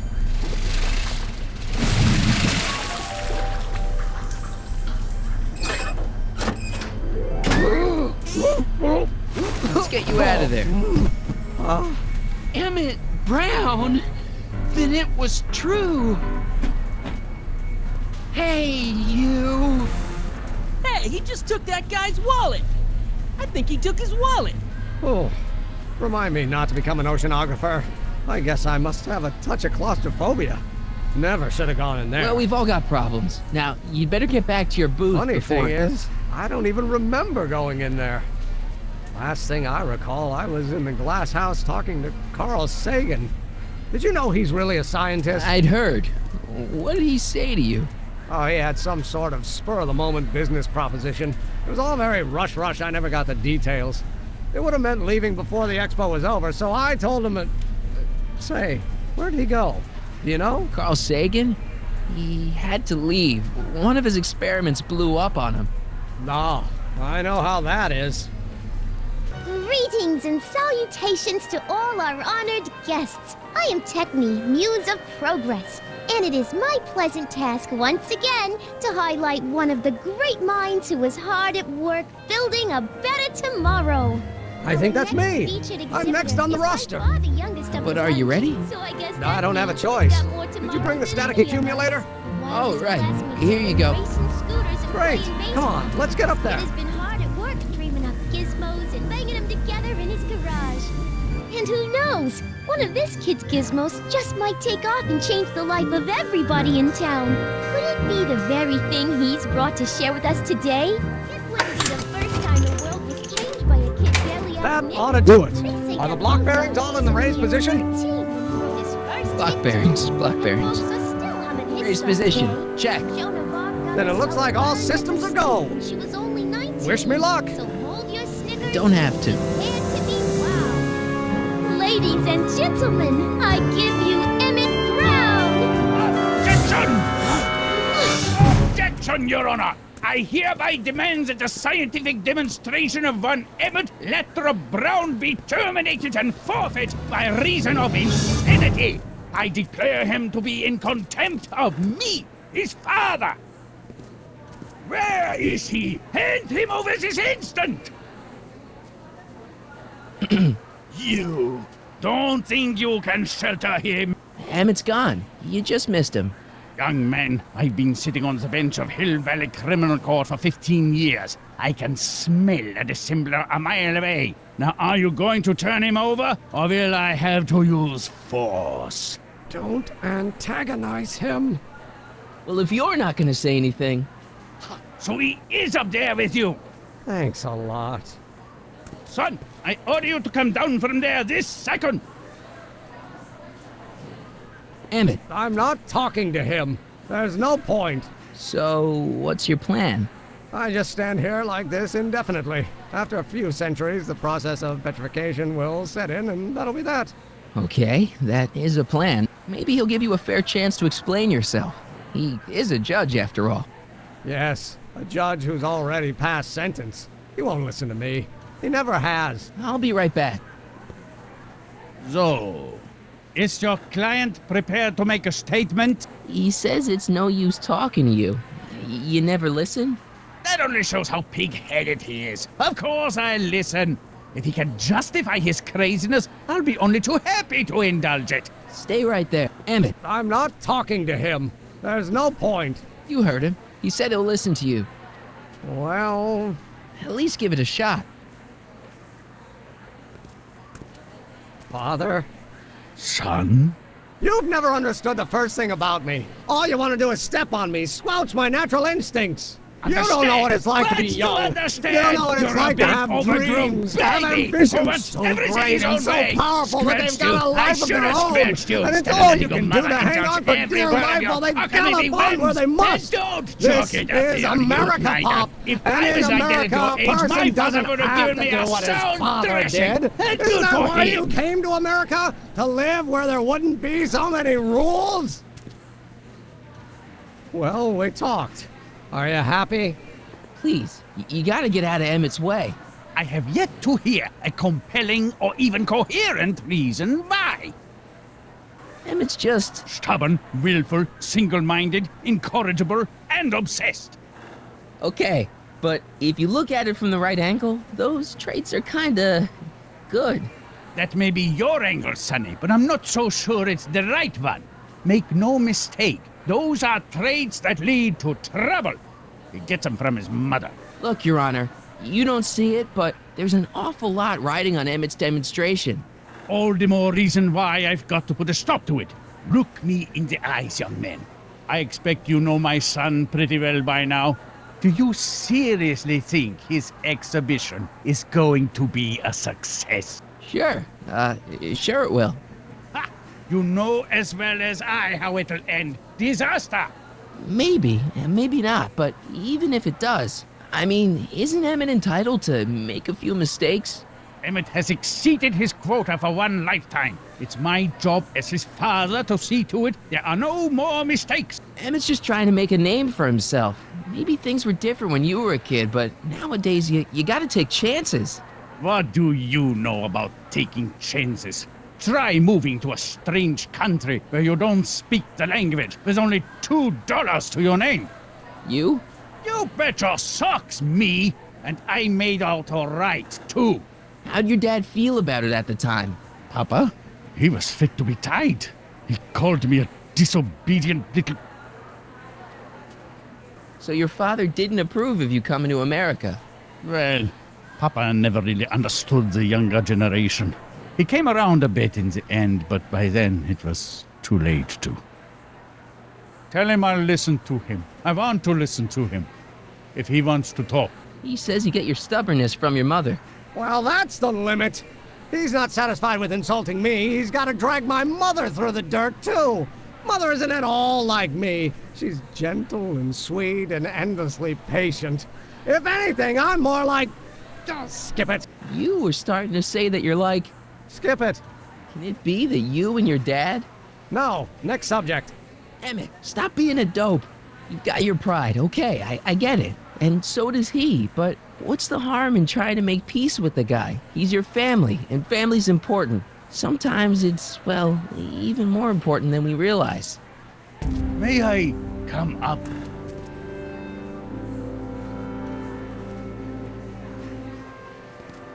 So, you think my new invention is a disaster waiting to happen? Yes, I do. And I'm here to say, if any son of mine is going to make of himself a public disaster, I insist on being there to support him. Pop!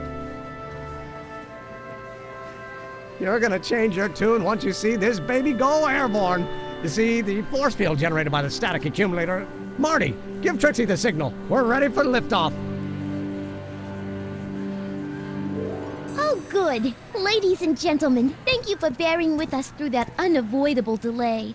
And now the Hill Valley Expo is pleased as punch to present Mr. Emmet Brown and his electrokinetic levitator.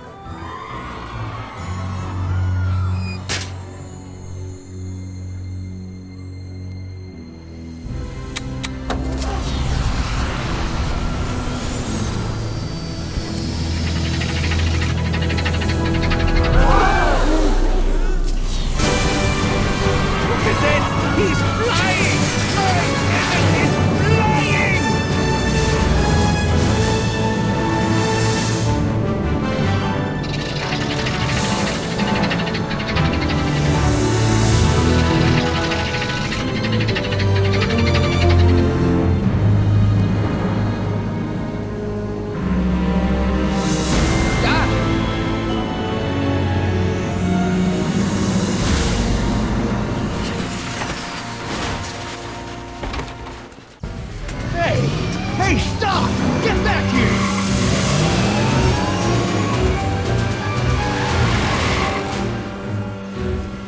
Doc! You okay? I thought I could change her. Things could be different. Forget about it. Come on. We gotta find a way to stop her before... No, don't come any closer. Doc! Go away! Move! Move! Marty!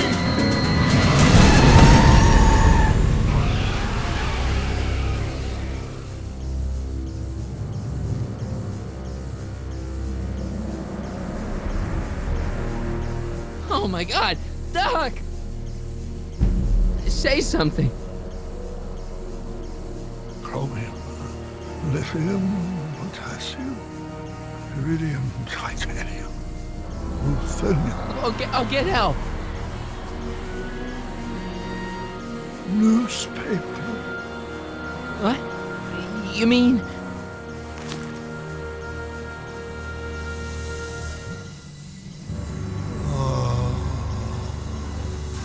I'm gonna get you to a hospital, Doc. You're gonna be okay. Yes. Oh, I think I am going to be okay, Marty.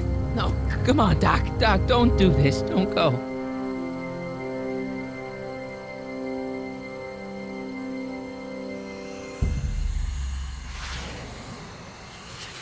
Doc, come back.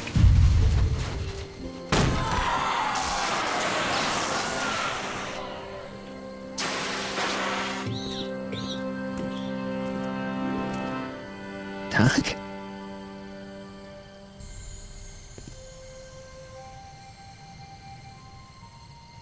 Marty, have you been out here the whole time? Emmett, is it over already? Oh, it's over all right.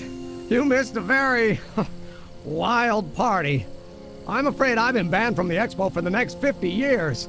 And if I were you, I wouldn't go back in either. At least not until all the broken glass is swept up. Oh, what was I thinking?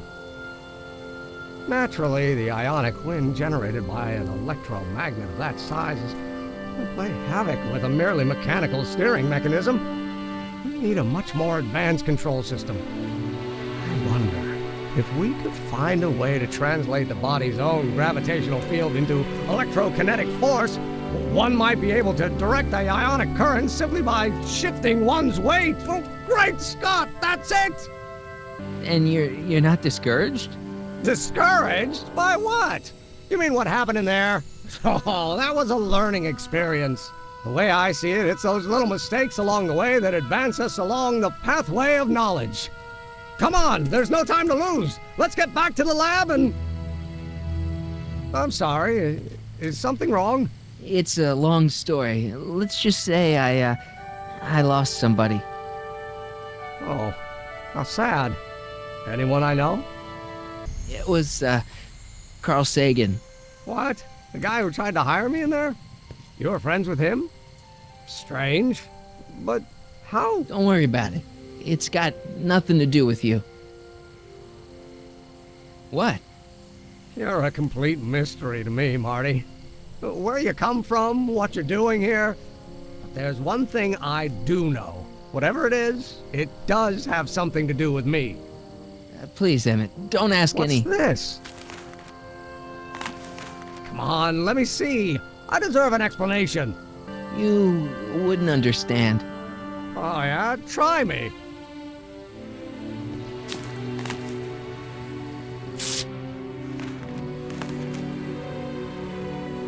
What's that?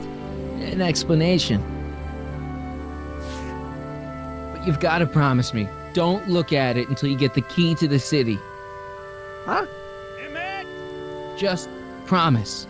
Emmett, where are you, my son? I'll be right there, Pop. Key to the city? I don't understand.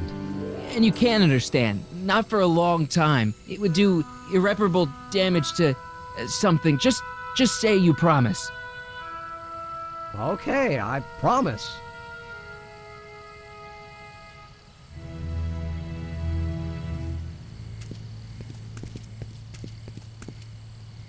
Wait, I will see you again, right? I guarantee it.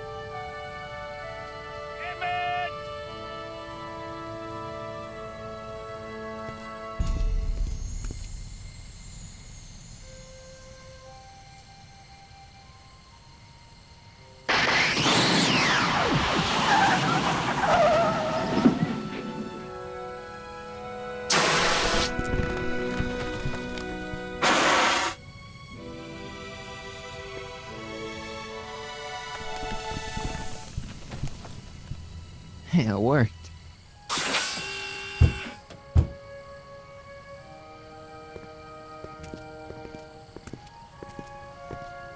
So, you were the same Marty. Funny how memory can play tricks on a person. I remembered you being much taller. How was the ceremony? Long. You've got a theatrical way of sending messages. Only way I could do it without messing up your timeline. Very clever. But what are you doing in 1931? I came to rescue you. Teenage me?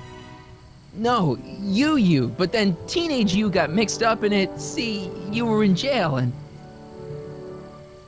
Never mind, it's better I don't know. Let's just get back to 1986. That is, unless your presence has caused any other time anomalies. Me? Nah, no. Well, I'm still a little confused about my...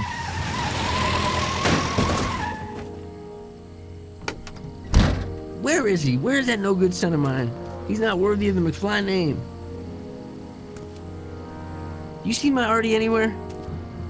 Artie McFly? That's the one. Just got a call from Melvin at the city records office. He tells me the dad blamed fool's gone and got himself hitched to a Canadian floozy. Can you believe it? Hitched? Married. I swear, that boy's gonna put his papa in an early grave. So that's how she got her job back. He's married the wrong grandma. I mean, Trixie's not my grandma. And if she's not my grandma, I'm not me. Wait, that was Great-Grandpa Willie. I met him when he was a baby. He peed on me. Holy crap, Doc, I'm gonna disappear again. Calm down, Marty. You seem reasonably solid right now. Whatever the problem is, I'm sure we can undo it with the help of... That car! Oh, great. How the hell did she get back here? She? You? You're not Edna. What's going on here? Is this some plot to put me in the nut house? No, it's all very simple, Danny. Oh, I'm sure it is. Tell me, did I or did I not just chase Edna Strickland off in this car? Not this exact car, but a car just like it. A car with a nasty habit of disappearing into thin air? Well... Wait, Edna Strickland just disappeared in the DeLorean? If that's what you call it. It made a loud noise, and then wham! Nothing! Great Scott!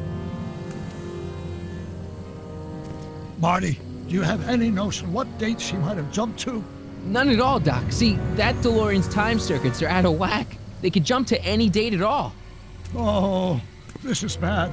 This is very bad. Let's just hope she jumped into the future. The far future. If she's jumped into the past... You think she might mess up the time stream? Wait a minute. This is Edna. Of course she would mess up the time stream. Guys, you mind telling me what the hell you're...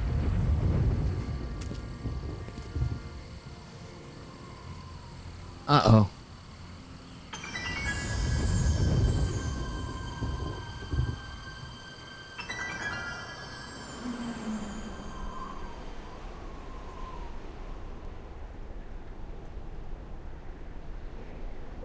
Doc? Did we just leave Hill Valley? No, I believe Hill Valley just left us. How? Something must have happened to it. A long time ago.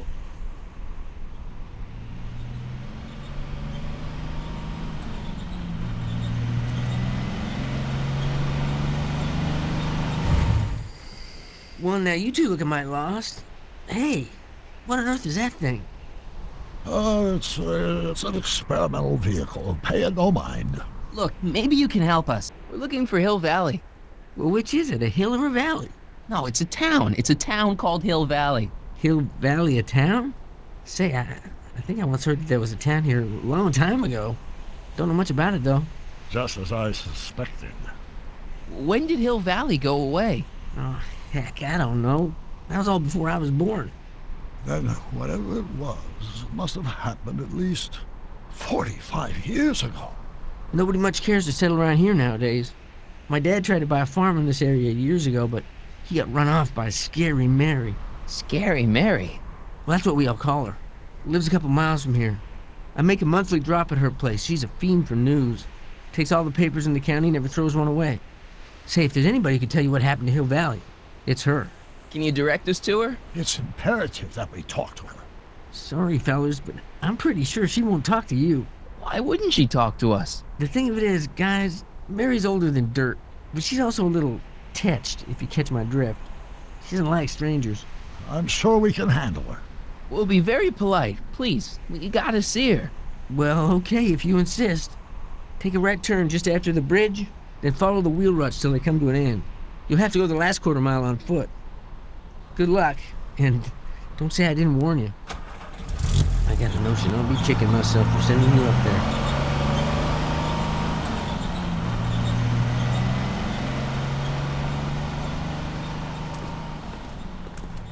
Can I drive?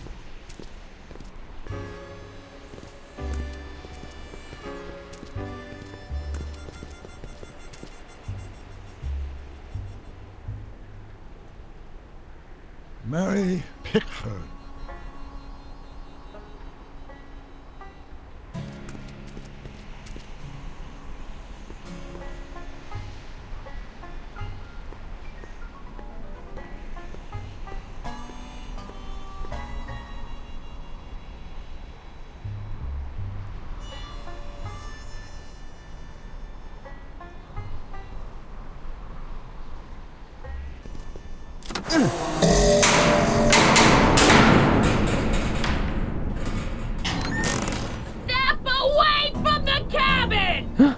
Pardon us for intruding, madam.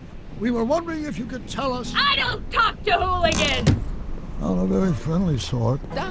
That was Edna. Edna Strickland? Impossible. This is how she was when I first met her. I had to... Listen, just leave it to me. Okay, you think you know how to handle her. Just remember, we need to know what happened to Hill Valley, and just as importantly, the precise time when it happened.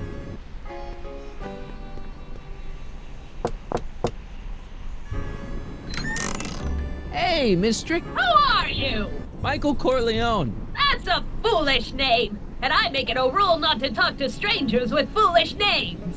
But we're not strangers. How do I know you? I saved your life once, a long time ago, remember? Kid Tannen had you tied up. Listen, Sonny, I'm an easygoing woman, but I got a few rules I live by. And rule number 1 is, I never, ever talk about the past! Or the future, neither. I don't talk about any day but today.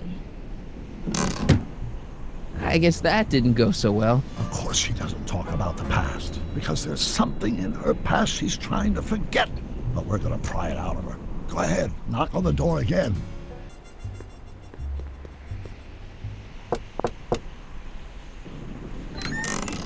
What? It's me again, your old friend. How do I know you? We spent the day together. We did? Where? At the expo. That's crazy. I've been here all... What day is it? Tuesday, October 13th, 1931. October 13th, 1931. October 13th. Something funny about that date. Well, what are you here for? Listen, lady, you've got to tell us where Hill Valley went. Hill Valley? You're standing in Hill Valley. Population 1. But there used to be a regular town here, right? Might be there was a town once long ago, or might be it was in the future. How many times I gotta tell ya, I don't talk about any time but today! You see that car over there? You stole that from Carl Sagan, and you time jumped into the past. Me? Steal a car? You got a lot of nerve, Sonny. Everyone in town knows that Mary Pickford's the most law-abiding citizen that Hill Valley's ever had. And I don't give a fig about the past. I brought something for you. What is it? Let me see. I brought you him. Him? Who him? Him who? Look hard. Don't tell me you don't recognize your own boyfriend. My boyfriend? Yeah, he's all grown up. Come closer, fella.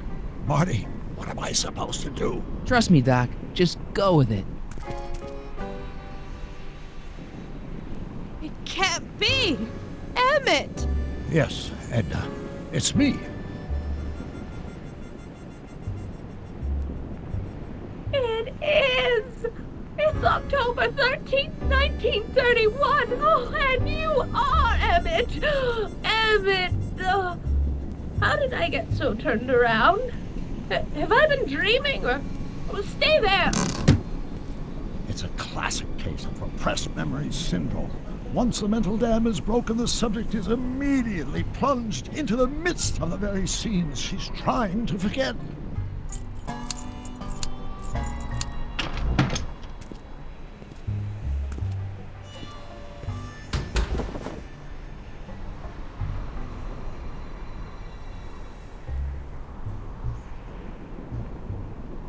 Darling, you've come back. Of course I knew you would. An intelligent boy like you wouldn't be one to throw away true love all because of a silly quarrel. I've already forgotten about last night's little tiff. I trust you've done the same? Of course I have. Of course I have. What? Schnookums. Schnookums. You're sweet. But you're still keeping company with this Smirnoff character. I insist you drop him. He's a bad influence. And you've got to stop working on that dangerous electrokinetic... What's... Okay. I suppose now you're miffed with me for forcing Detective Parker to close your booth down. Bitter medicine for you, I know, but I had to do it. And Parker had no choice but to obey my orders. He knows that my opinion carries a lot of weight in Hill Valley, and he'd never... Parker would never... Oh... What is it? I don't know. Something about Detective Parker. Something that happened to me on October 13th. What could it be? Can you jog her memory? If we can keep her mind in the past, we may get the full story of Hill Valley's premature destruction. Here's something that'll make you remember. Remember what? I don't like to remember. Who are you? What are you doing in my yard, you hooligan? No, Edna. No yard. What? This is Emmet speaking. It's October 13th, 1931. Yes. But something's about to happen. Oh yes, something big. But what? Better not talk to her directly. It'll break the spell. You know, I don't think I ever asked you why you burned down all those speakeasies. Why? Because no one else was doing anything about them. No! Turn it off, you imbecile! If Parker hears that, he'll...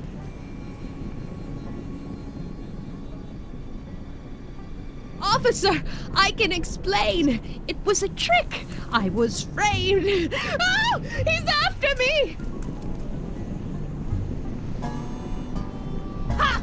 He'll never catch me in this souped-up car of the future. Curses! I can't shake him. Well, no use in holding back now. Let's see what this baby can do. And here it comes! Yes? Here what comes? I don't know. Something really unexpected is supposed to happen right about now, but I'm not sure what.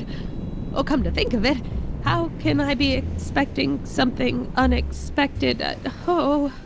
What's going on? Quick, Marty. We've got to find a way to push the story along before she snaps out of her reverie. Edna's grandfather, Marshall Strickland. That's the same picture I saw in Edna's apartment, way back, in the future. Here they come! The lights! I'm being transported! Where? Back! Back! To the past! What do you see? Hill Valley! But it's all different. It's so small and primitive. Heavens! Can it be? It is! Is what? Grandfather! Big as life! Marshal James Strickland came to Hill Valley in 1869, shot by... I know, Doc. We met him in 1885. Remember? No! I must be mistaken. Grandfather didn't look like that. That man is an imposter! I'm not even sure it is a man. This is all very confusing. Where am I? Why am I thinking about the past? Get off my lawn, you kids! Better find a way to bring back Marshal Strickland, quick. We've got to bring this story to a climax. Not bad. Oh, Grandfather, how well you look. How well everything looks. How does everything look? Tell me. It's a bit rustic, to be sure, but all the buildings are so sturdy and well kept. And the young people of Hill Valley, they're so virtuous and upright. So unlike the degenerate specimens from the 20th century. And I know the reason why. Why? They haven't yet fallen prey to the vices of booze and debauchery. They are still in a state of innocence. I think I could learn to like living here. But who's this? Who?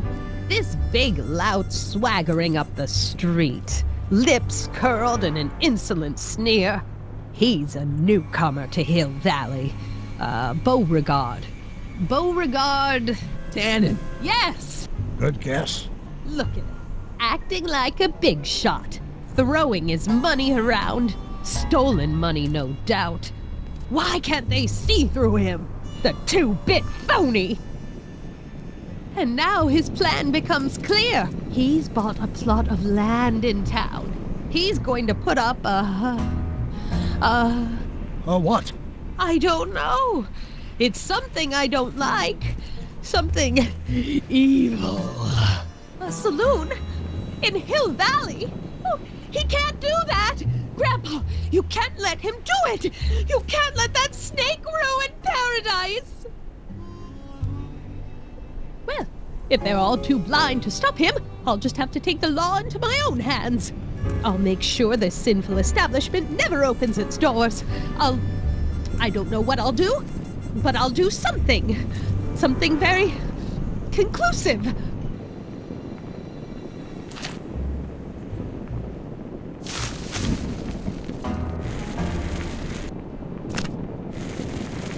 No, you're doing it all wrong. It'll never burn like that. First, we'll need some kerosene. Apply it liberally to the building site. No sense in being parsimonious. And now, watch.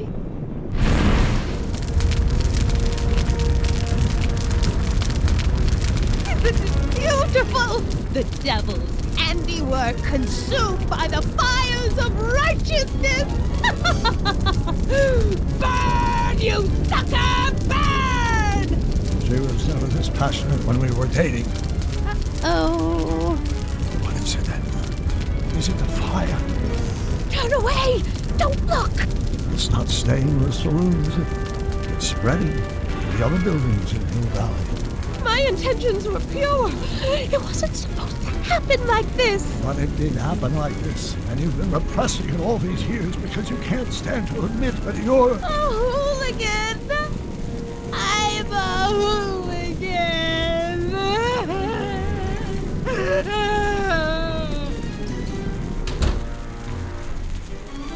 Did I lay it on too thick? Here's the story.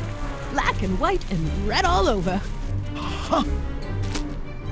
Hill Valley destroyed by fire. Started approximately 2 a.m., July 17th, 1876. Of course, I'm not the real criminal in this story, am I, Mr. Sagan? You set me up for a fall. You and Smirnoff. You made me steal your infernal car. You made me burn down Hill Valley. And now, by the powers invested in me by the town of Hill Valley, I hereby sentence you two criminals to... You! How much have you heard? Enough for a month's worth of headlines in the Hayesville Herald. 2 months worth if you shoot those fellas. I could shoot you too, you know. But you won't, because that would be against the law. And you never break the law, right? This is your cue to skedaddle. Right. Much obliged.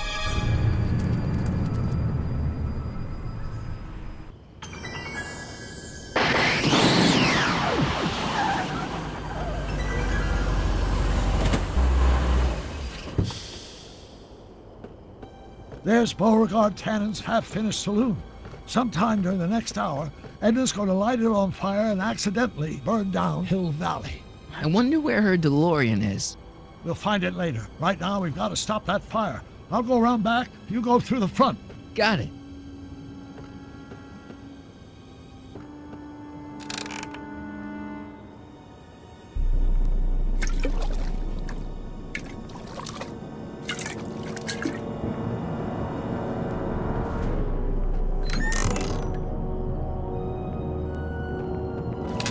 Who's there? Edna, stop. It's just me.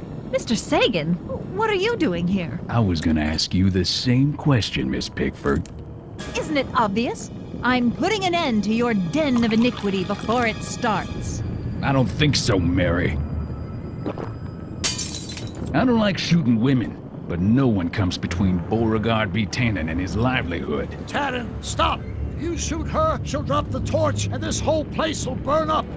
Edna, stop! If you drop that torch, he'll shoot us. Looks like we're at something of a standoff here, Mr. Tannen. I don't see a way out, unless somebody manages to disarm both of you at the same time. How the hell am I supposed to do that? It's right over his head, but I can't knock him out while Edna's still holding that torch. Going down. Looks like your torch is getting a little dim there, Miss Pickford. It's still hot enough to bring down this little bit of Gomorrah, Tannen.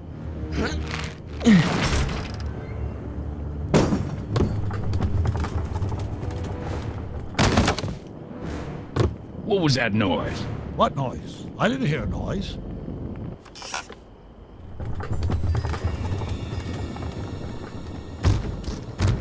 Okay, that was lucky. Won't be long now. We'll just see.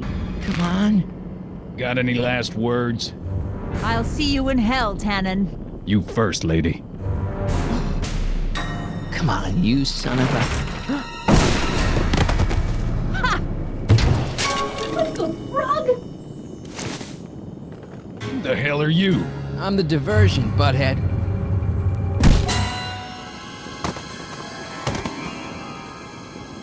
Nice one, Doc. Don't tell Clara. She thinks fisticuffs set a bad example for the boys. Now, where's Edna? Doc, she's gone. Edna's DeLorean. We gotta stop her before she hits 88 miles per hour. Come on!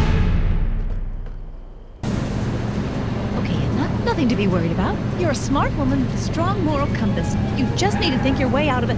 Oh, fudge!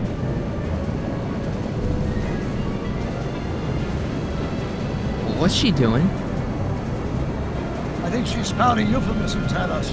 Luckily, the road out of Hill Valley is still pretty rough in 1875. It's unlikely she'll manage to accelerate 88 miles an hour anytime soon.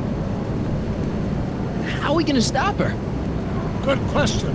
We can't risk injuring her or damaging the vehicle for fear of altering the timeline even further.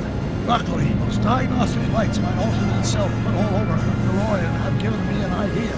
Here, take these. What are these? Flux synchronization modules. How do they work? I generally use them for maintenance purposes, but we might be able to use them to sync up with the alternate DeLorean's diagnostic modules, thus making it possible to link both sets of time circuits and override the time destination of the alternate DeLorean. At least that's the theory, anyway. That's a great plan, I think. Best of all, we won't need to weld the modules to her frame. We just snap them over the diagnostic lights. Wait a minute, Doc. You want me to go out there? How the heck am I supposed to do that? Good question. Let me think. Aha! A hoverboard! It saved our hides a few times before, so it seemed like the appropriate tool to bring along for the job. Sweet!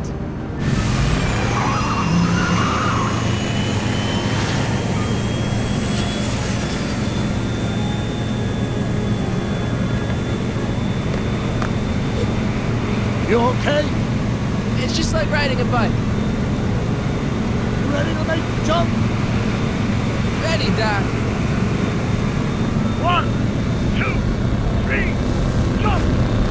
Whoa! Nice form, Marty. How's the reception on the wireless? Great. Where'd you get these? From Bird's cache of 21st century video game consoles. Now remember, all you've got to do is attach the fluxing modules to those diagnostic lights. Will do, Doc. Is this the starboard flux emitter? Yes. Now plug in the flux sync. All right. Nicely done. Now aim the sync toward the receiving dish. I'll try, but it's getting a little bumpy out here.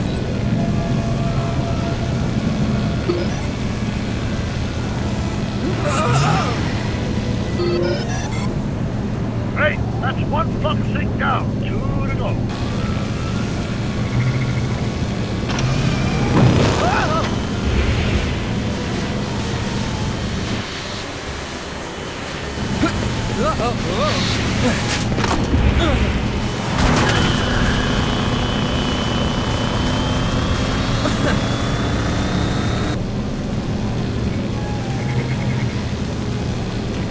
Made it. Excellent. Now let's get that flux override module before she starts making life difficult.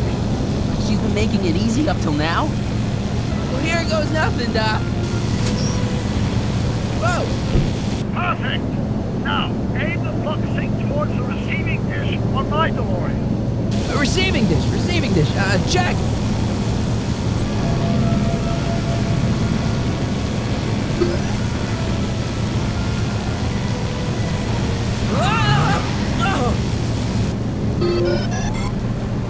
We're almost home, Marty. Just one flux sync left. Get off my car, you hooligan! Edna! What? Let me in! You want in? Fine! Marty, are you all right? Not really. Wow! Excellent, Marty. Now that you're on top of the DeLorean, you can attach the flux sync to the overhead flux emitter. Great, Doc. Nicely done. Now, aim the sync toward the receiving dish.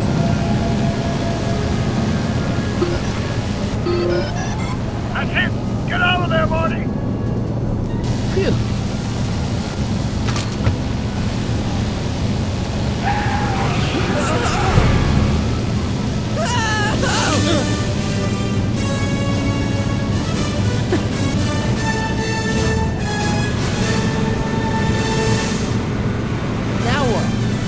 Now we take control of Edna's DeLorean with the flux synchronizers, and that's strange.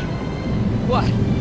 According to these readings, the temporal cohesion of Edna's DeLorean is decaying at an alarming rate. English, Doc. We've got to get Edna home, now.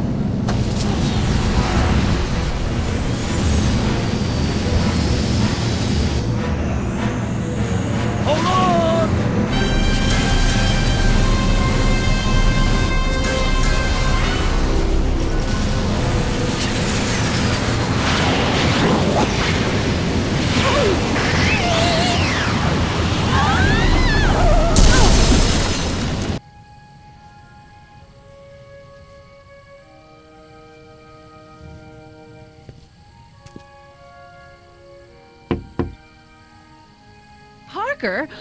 Then I must be back in...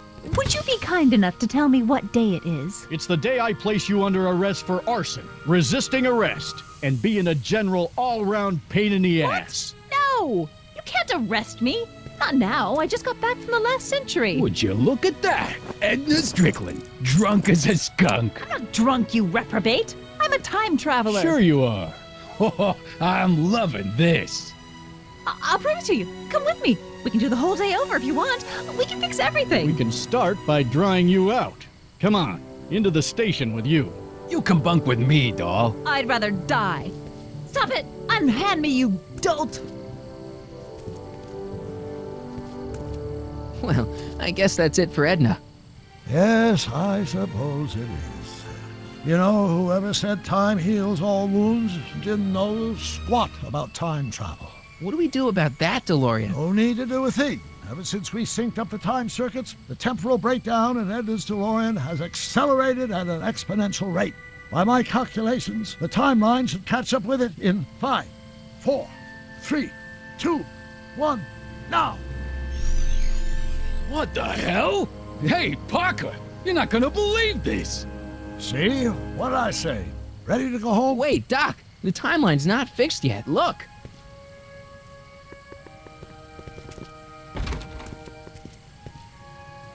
Michael, you missed all the fireworks at the expo. Yeah, so I heard. Listen, I heard a rumor about you two. I guess we gotta come clean. Ta-da! Artie took me to Reno last night. Try to keep a secret in Hill Valley. Well, you gonna congratulate us or what? And it's true. My grandpa's married the wrong grandma.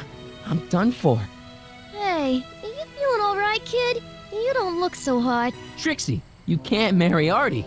Is this about my past with Kid? 'Cause Artie ain't holding that against me. That's right, darling. The past is the past. Yeah, but Artie, you can't do this. You're not supposed to get married for another 5 years. Well, I know Trixie and I were taking things slow.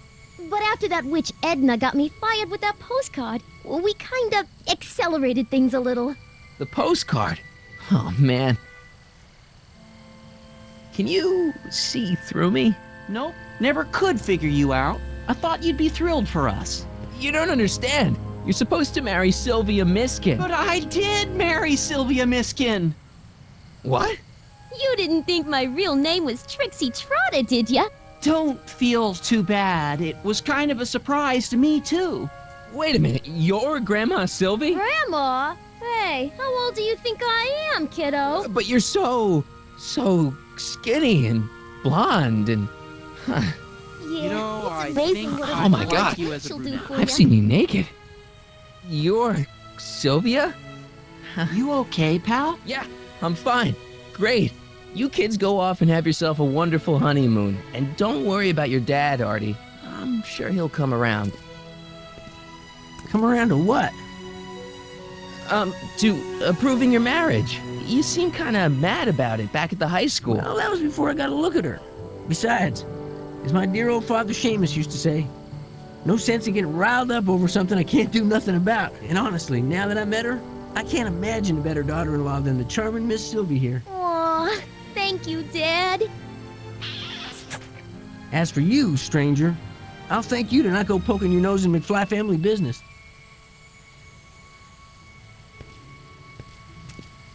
It's been a pleasure, Agent Corleone. See ya in the funny papers, Mikey. Goodbye, Grandma. You know, I took some pictures of Trixie in 1931. Hey, that's my grandma you're talking about.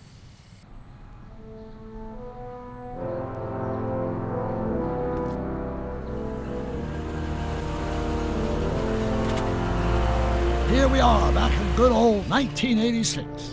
May 14th? 15th. Best to build in a little lag time. Gives you a chance to catch up. Looks like the estate sale is still going on. Hey, don't you want to stay, Doc? You got to stop the bank from selling off all your old stuff. What are you talking about? Estate sale? Bank? I'm not dead, Marty. Clara and I are having a little garage sale, that's all. Garage sale? You mean... Marty, you're back from your trip. Hello, Doc. Selling off the family treasures, eh? Not quite, but I hope you find something you like. Speaking of which, did you find what you were looking for? Yeah, I sure did. Great. Hey, is that a box of Asimov? Let me get this straight. Are you telling me you live here now? In 1986? Well, naturally. Claire and I maintain a part-time residence here. Wasn't that the case when you left? No. Strange. I can't imagine not sticking around. After all, I've got my late father's foundation to supervise. If I wasn't here, who'd present the annual Earhart Brown Scholarship for Young Scientists? Something funny? I'll explain it to you later. I don't see what's so funny about looking after a family legacy. Oh, almost forgot. I've got something for you.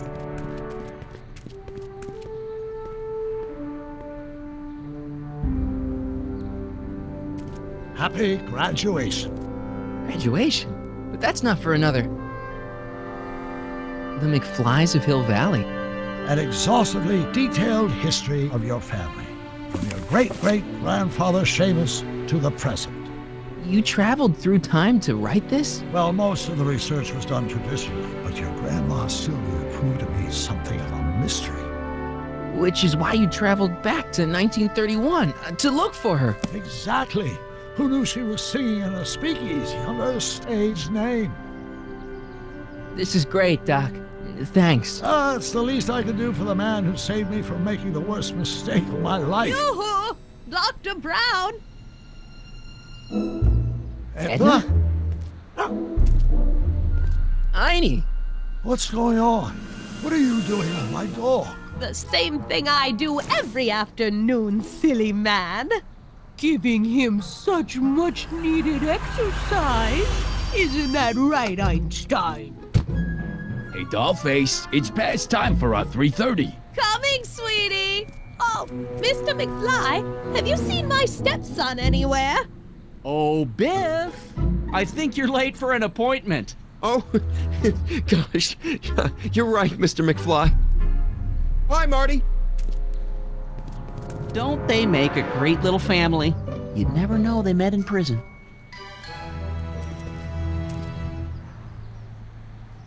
Don't say anything. Let's just walk quietly into the lab and hope there are no more surprises.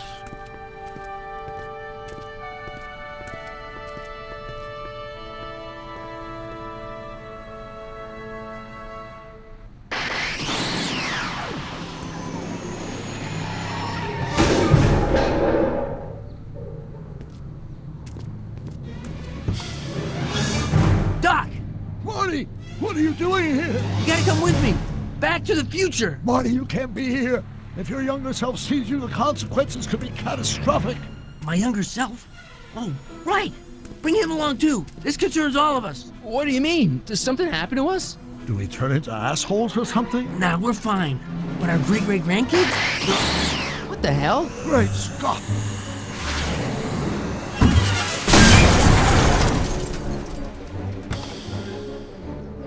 Doc, you gotta come back with me. Back to listen to him, Doc. It's me you gotta help. Doc, how can there be two more of me here? I have no idea. My old rates of space-time continuum should be tearing apart like a cheap dish rag right now. The future is totally jacked up, and you gotta come with me to save it. No, me!